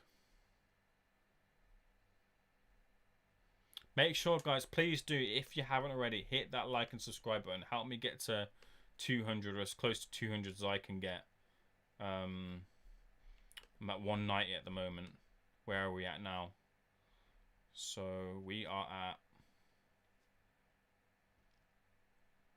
193. So if you can get me anywhere near to 200, please do. But let's see what you guys are saying. So I answered Kamehameha Huken. Big fan of Dragon Ball Z, by the way. Kamehameha Huken. You're a big fan of Vegeta. Vegeta, the best character from Dragon Ball Z. Definitely make Taylor as a real deal for sure. Tyson Fury's fought outside England. I mean, the guy is a king, in my opinion. Everything he's gone through to where he is now, I disagree with. I'm not sure what you mean by that, but in terms of in the ring action, look, Tyson has fought every man that he's been in front of him. Good fighters. Obviously, the Cephrees and your Pianetas are shit fights, but they are what they are because of the fitness state he was in. But listen, he dismantled Wilder twice. He beat him the first time around on points. They robbed him, gave him a draw. Beat him the second round and fucked him up on the second time around. So, James Windsor, Viva Mexico, bro. Viva Mexico, Mexico. All British fighters do great to the fighters outside of England. Yeah, not. I don't think that's fair. Maybe in a historical sense, but it's not. There is this feeling with. I think I remember interviewing American fighters, one American fighter, and they said that the problem with British fighters is they know one way and then they can't adapt. Now, I don't think that's a staple for all British fighters. Just look at Josh Taylor and look at the fighters that Josh Taylor's fought. Josh Taylor's fought outside fighters outside thingy. I know Appian Kong Song was trash, but like your Baron Chick fights, Pro Grey. So Josh Taylor is an example there in just recent years of some of the fighters he's fought when he fights fighters outside of Europe, as an example. No, I think Josh Kelly is a showpony. Oh, Josh Kelly, yeah. Listen. I'm open for Josh Kelly to prove it to me. I'm not writing him off, but I'm also not saying he's up for the top of the sport. And someone like David Avanesyan will show it. And this is where people are viewing this. If Josh Kelly wins, he has to get massive credit. I'll tell you why. Conor Benn is being seen as this massive improvement now, right? But he's beat Sebastian Formella to get that massive improvement. There's another fighter, I can't escapes me whose name is, right? But basically, Chris Congo. Chris Congo beat Luther Clay recently. He's going to fight Michael McKinson. He's a good fighter, to be fair, but Michael McKinson hasn't really fought anyone either. If Josh Kelly beats David Avanesian, that's a better win than Chris Congo beating Luther Clay, and it's a better win than Conor Benn beating Sebastian Formella. 100%. 100%. You have to give Josh Kelly that credit if he does win. American boxing is on its arse. Watford fan, yeah. Big game Tuesday, yeah. Watford fan through and through, born in Watford. Not a glory hunter, so when it came to choosing a team, I was like, yeah, I'll go with where I was born. Big win for us, 6-0. We have got on Tuesday, who have we got? You have to remind me, because to be honest with you, it's been harder to watch Watford because we've been relegated, and Hive Live just doesn't cut it for me. But just remind me who we're playing. I should know, but I don't. Fury went to Vegas and slapped Wilder around like a little boy, for sure. Facts, MBPX Trinity knowing as well. Last King Scotland couldn't agree more. Yeah, he won the first one and got robbed, and he won the second one. Robbery not on because he fucked him up. Folded him too with a body shot. Underestimating Ramirez. You Brits got to stop overlooking Ramirez. Quattro Viente della Madrugada. Quattro Viente della Madrugada. Hopefully I got that right. I'm not overlooking Ramirez. I'm not overlooking Mexicans either. Mexicans are fucking great fighters. Arguably the best fighter at the moment in the world is a Mexican, Canelo Alvarez. I'm not overlooking Mexicans, and if you heard my clip before, I didn't overlook Lara either. I knew he could fucking bang. I just think Josh Taylor's got it. I think Josh Taylor's got this fight. Ramirez is on death row. 15 months out of the ring. Will he be back? Will he be back? Sorry, I've missed that. 1 second. I've got to catch up on all this. Sorry. I'm a Birmingham City fan, and we love Josh Taylor. I think he can come to one of our games before lockdown for some reason. So, Cully's View. I'm in Birmingham. I live in Birmingham. So, yeah, I've got a bit of a soft spot for Blues and Villa, and I want them to be in the same. I want Villa to get relegated, because if Villa get relegated and we're still in the Championship, then I get to see more of Watford because I get to go to the ground. Basically, I want all the Midlands team in the same league as Watford, so I can get to see my team more. Blues away is quality, yeah. Keep Right On is fucking brilliant, man. The way the fans sing that without fail, all to a man, is brilliant. Keep Right On is such a brilliant song. And Villa, to be fair, Villa as well, when they're singing there, is fantastic too. I was there when we lost 3-2 to Villa last season. It was shit. Navarrete whoops everyone in that division.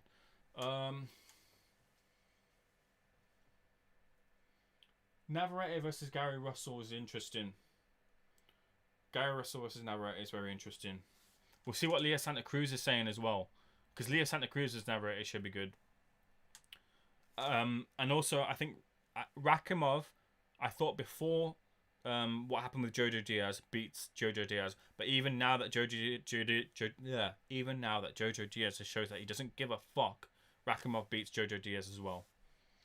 I'm going for that. I know Jojo Diaz is probably a better boxer, but I think Rakhimov will do it. I think Rakhimov might drop him as well.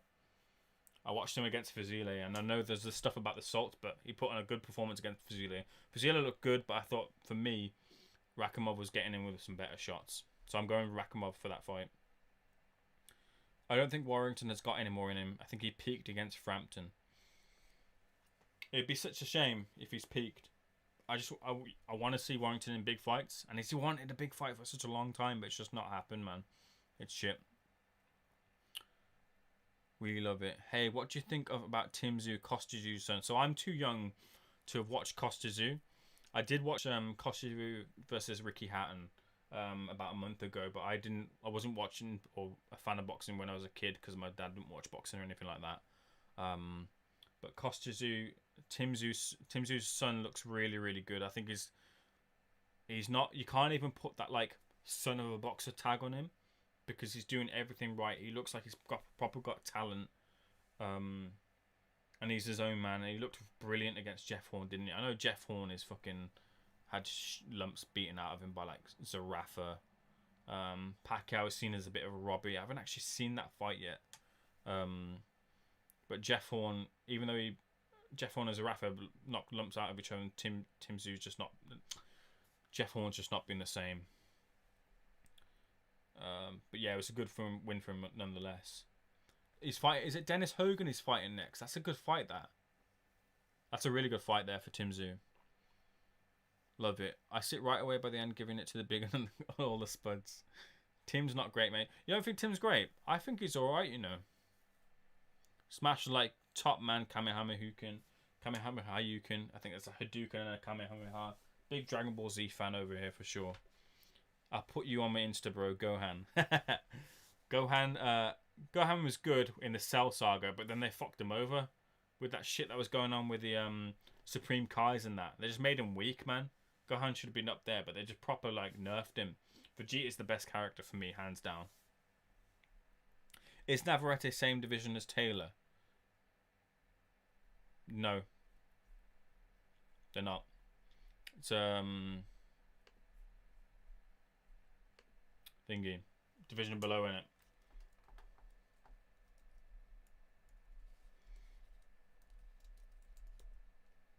Let me just make sure I'm right there. I'm pretty sure it is. It's a division. Taylor's a division above any. Let's get this right. Make sure I'm right here. Pretty sure I am. Let's have a quick look. Yeah, it's thingy in it. Yeah, so they're at super light. Josh Taylor's super light, and it's two divisions. And Navarrete is at super feather, so it's 2.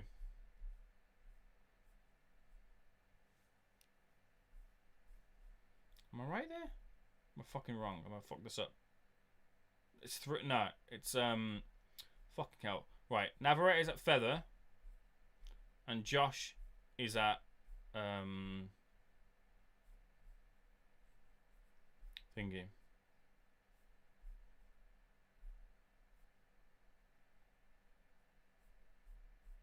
Yeah, Navarrete at feather and Josh is at super light. There we go.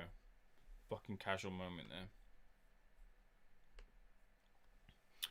there. What's your prediction for Fury versus Joshua? Tyson Fury wins. Tyson Fury, right now, I'm going with Tyson Fury. And I know this is a fight where I'll flip-flop. One day I'll probably think Tyson Fury. One day I'll think Anthony Joshua. I'm going with Tyson Fury right now. My point, what I'm going for right now is I'm going for Tyson Fury to capitalize upon the first point where Josh tires. You know when Joshua needs his second wind, like after round 4 or 5. I think that's when Tyson Fury sees it, steps on the gas and capitalizes and stops Anthony Joshua. I don't think Tyson Fury lets him off the hook when he loses his wind. So I think Tyson Fury stops Anthony Joshua 4, 5, and 6. That's what I'm going for right now. Tomorrow I'll probably tell you that Joshua wins by KO. Who knows? But right now, that's what I'm going with. No, I disagree with all fights. That's what I meant. Alright, Fair's MVP X Trinity. If it looks like Taylor's taking out more Mexicans than Donald Trump, fucking hell, last king. Fury will take Joshua. Agree. You're spot on, Trinity. Josh will fight him again, okay. All depends on the night. Lots of factors involved in boxing. Fury will school AJ. It'll be the same as Fury versus Chisora 2. It'll be sloppy and slow, but Fury will bash him up. Just can see it now. What the last thing you want is whoever wins. You just don't want it to be a shit fight. It's going to be a mega build-up. It's going to be crazy build-up. In all circumstances, you'd think they'd do a tour, like a 4-city tour. Like you think they'd do like or like 2 or 3 city tour, like London.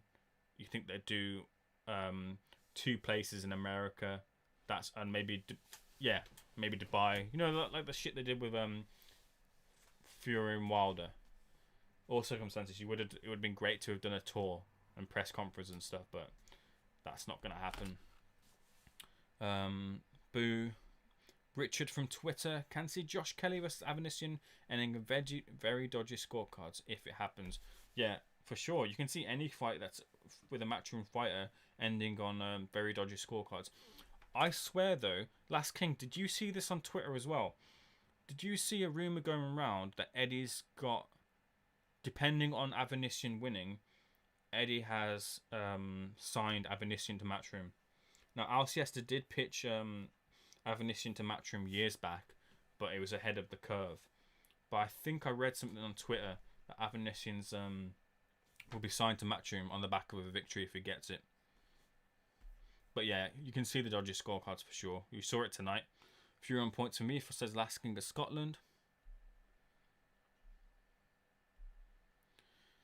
MVP Extrinity saying AJ won't know what to do with a boxer like Fury. His style is so liquid, in my opinion. He's able to change on the fly. Joshua just won't know what to do. Yeah, look, that's Fury is malleable in his style. Look, we've seen Fury back foot.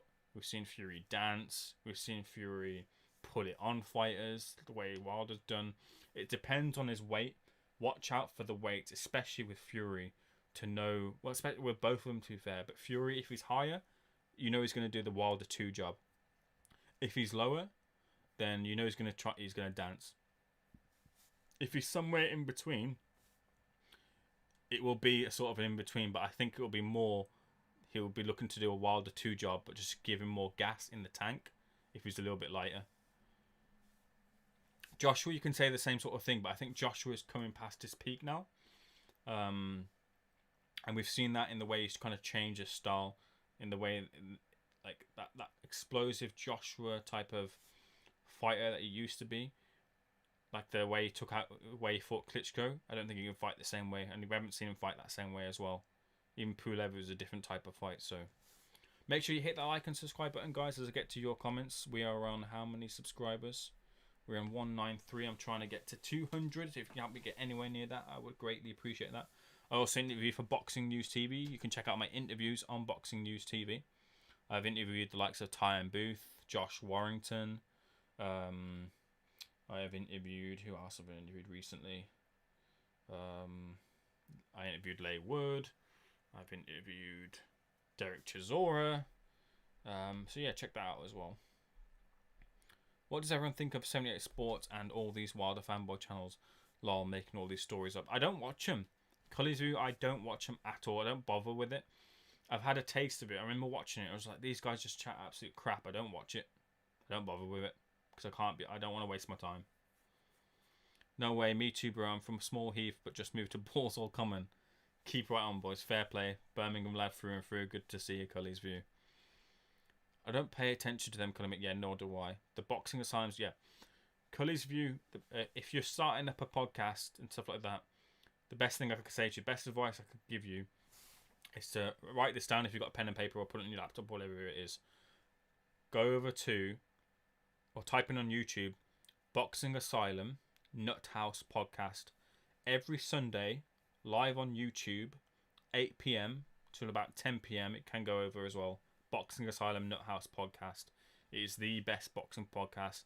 Gives you a rundown of the week. Good banter between the guys. Great knowledge between all the guys on the panel. Anyone who wants to come on and talk boxing can come on as well. They get guests as well, like people to interview to come on and talk about boxing. And they do like a good thing called a funny thing called the Belly of the Week, which I won't spoil for you if you've never heard of it.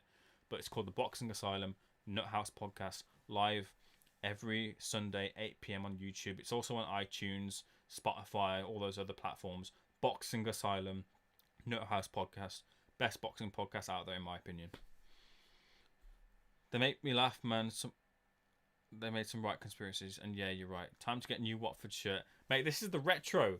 I haven't had it since it was out. I got it a few weeks before the FA Cup final. So I went to the FA Cup final when we got fucked up by Manchester City, and I was like, I've got to wear yellow. I've got to get a new Watford shirt to commemorate it. And they brought out this retro shirt. So yeah, I've got the blue kit from last season somewhere in my room. But yeah, I appreciate that, Dom Jones. Can see Taylor being the next Calzaghe, and can see Fury being AJ and retiring. Yeah, it's a 2-fight deal, but I think you never know with Fury. You never know what he wants to do. He could just retire if he wanted to, straight out the gate. But yeah, we're just going to check Twitter quickly. Make sure to hit the like and subscribe button again once more, as we just check Twitter to see the latest reaction. But yeah, whilst I'm telling you, follow me on Twitter and Instagram as well if you like. And follow me on Boxing News TV. Check out the interviews I did with Ty and Booth as well. Ty was so much fun to interview. Let's see what else you guys are saying. Mexican lad will say Navarrete.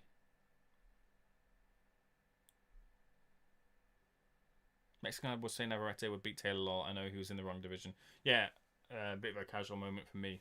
Divisions above. And a new camera. Probably need a new camera. Yeah, this is 720p, mate. I've got a HD camera. It's downstairs. I've got all the equipment here, mate. Because I interview for Boxing News TV.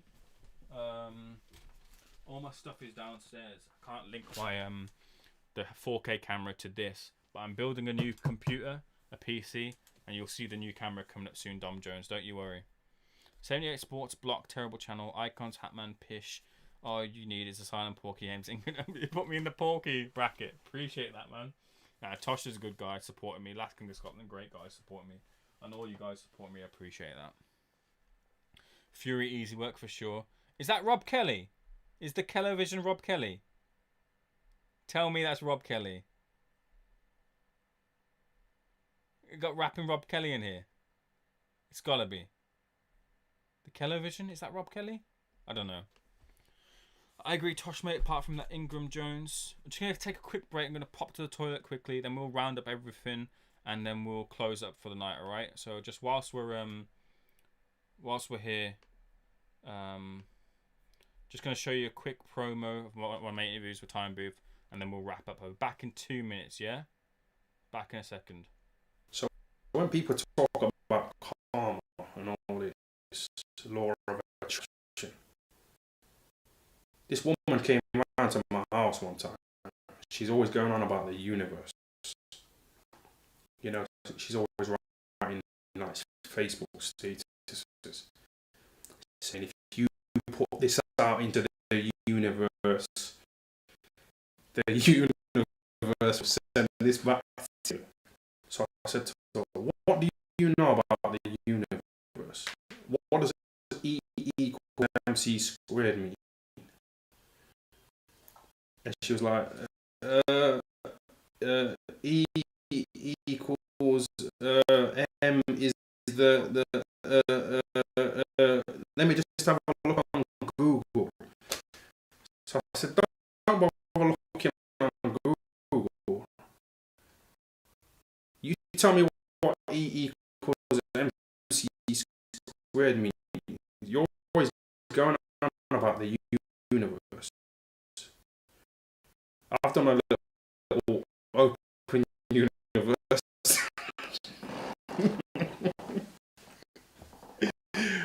I've done a little shit course, you know, physics.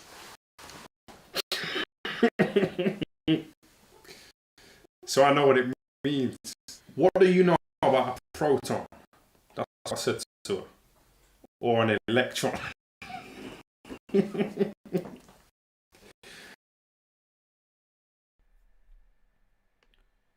That was a little excerpt from an interview I did with Ty and Booth for Boxing News TV called An Evening with Ty and Booth. Check it out. I just went to grab a little sip of water. I don't know who Ingram Jones is or BTWM Sports. I do know a bit about Porky. But yeah, I mainly just listen to the Boxing Asylum and then watch your like IFLs, Boxing Social, Seconds Out, that sort of thing. Fury, easy work, for sure. I agree, Tosh, mate, apart from Ingram Jones. Don't know who he is. Ingram, okay, so knows his stuff. Used to box also. Again, I don't know who he is. GGG versus Jamel Charlo, your thoughts? Listen, I'm a massive Triple G fanboy. Last King of Scotland knows this story.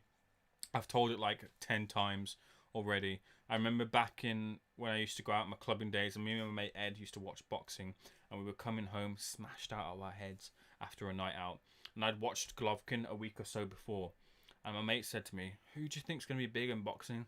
I said to him, "You need to watch this guy called Gennady Golovkin. He's a Kazakhstani fighter, and he looks the real deal." And my mate was like, "Kazakh boxer? What, like Borat?" And I was like, "Listen, he's from Kazakhstan. He looks a brilliant fighter. And this was back in like 2013, 14, or maybe a little bit earlier. I can't remember. It's when he fought. It was when he fought Adamu, or was it before Adamu? It was when he fought. Let me find this out for you. Because he fought a lot in Monte Carlo, or whatever that place is called. It was when he fought.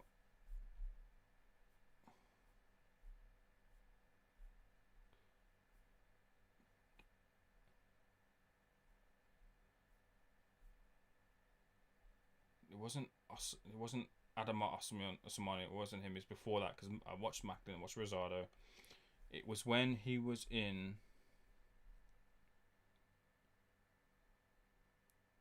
It must have been when he fought Kasim Uma. That must have been when I saw him. When he fought Kasim Uma. Yeah, I'm getting Kasim Uma confused with Adamu, whatever it was. But yeah, it's when he fought Kasim Uma, and I told my mate. He was like, Golovkin, I'll look out for him. So I've loved Golovkin for the longest time, and yeah, I'd still go with Golovkin. I'm not a big fan of the Charlos at all, but they're proper looking good though, and it'd be a shit fight. I was talking to Nathan Heaney, Stoke Boxing. He was like, you just don't want to see Golovkin get done because he's just kind of he's up there, isn't he? But I'm gonna go with Triple G. He's always moaning though, lad. He'd have an option on him though, surely. The television, if you mean Avanesian, I think so. I definitely think he does. Knows his stuff. Like, what was question name? Sorry, Mr. Mate. I can't remember what it is. Who should Lomachenko fight next? Lomachenko should fight next.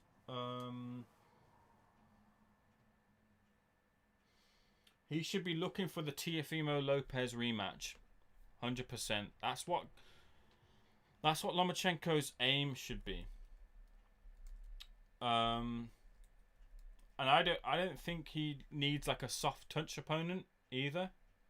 There was talk about him fighting that Nakatani, but Nakatani is tough, and the size will be a big issue. But that's a good fight because Teofimo Lopez had big problems with Nakatani. Nakatani beat that Verdejo. I think Nakatani is that ideal opponent, and then set him up back in for a rematch if he can get it with Teofimo Lopez. So I think Nakatani is a good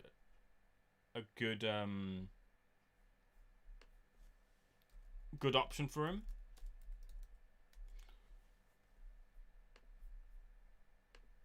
As we're looking out, I'm going to wrap up here as well. I'm just going to get to the bottom of all these chats, which you guys have been supporting me. I appreciate you guys bringing in the conversation. Yeah, Triple G still ices Charlo. I still got that faith in Triple G, man. I still do. It's just such a shame that fucking Canelo came in and fucked him over. For me, Triple G won both Canelo 1 and Canelo 2. For me. If you think differently, let me know. But I've watched that fight. If you've only seen the second fight once, watch that fight back and message me on Twitter and Instagram and tell me if you see it to Canelo, and tell me what rounds, because I'll watch those rounds and I have it a solid way. Maybe it was 116, 112 or 115, 113, but I have it solidly to Triple G. MVP saying Fury almost reminds me of an Ali cross with like a Joshua. He can dance or he can plant and hold the center. It's just the way he's just so malleable and adaptable. That's the thing with Fury, and he's learned.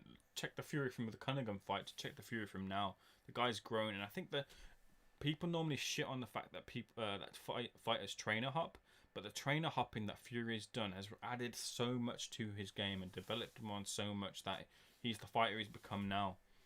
And it's just the way he's a proper thinking fighter. You can tell he thinks, and we've seen him adapt. Yeah, sure, the fight with Otto Wallin, he probably should have lost on the cut. But the fact he adapted and fought the way he had to get through that fight and then win, it just shows you the levels of what Fury can face in the ring and come through to get the victory. And that's what gives it the edge to Fury for me, because we've seen Joshua face adversity, Klitschko for example, and he came through it, to be fair. But then you look at the Andrew Ruiz one and what happened there, and I think you just give that edge to Fury for sure. Oh, 1 second.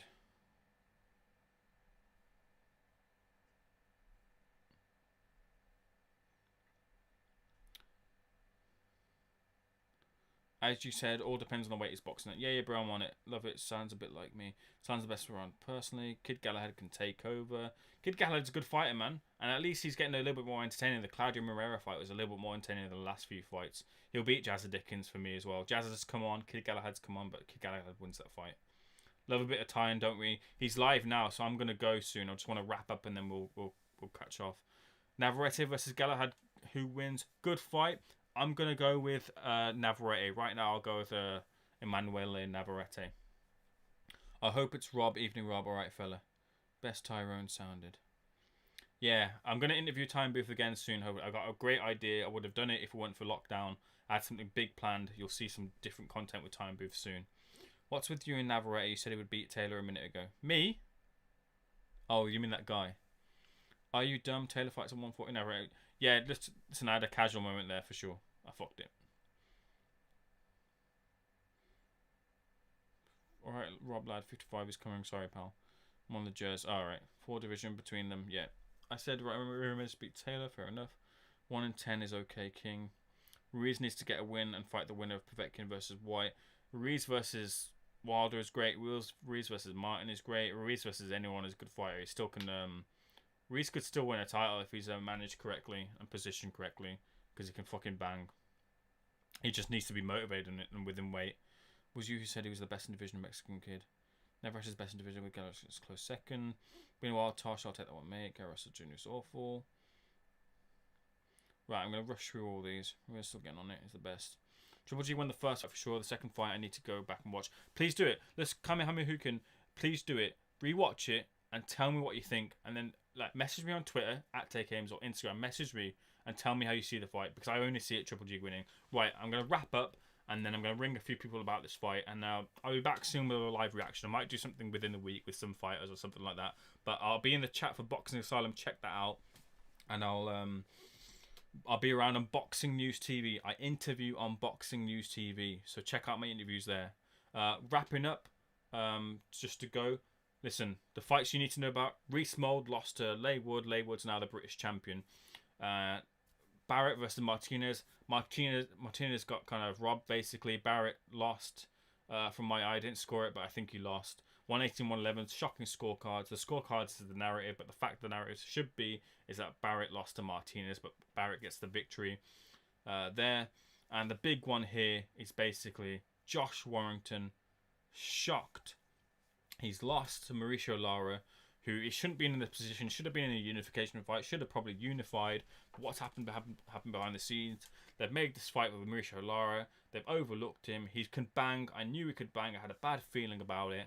And this has happened. Josh Warrington goes out, knocked out badly. And it remains to be seen what happens with Josh Warrington. Shocking outcome here.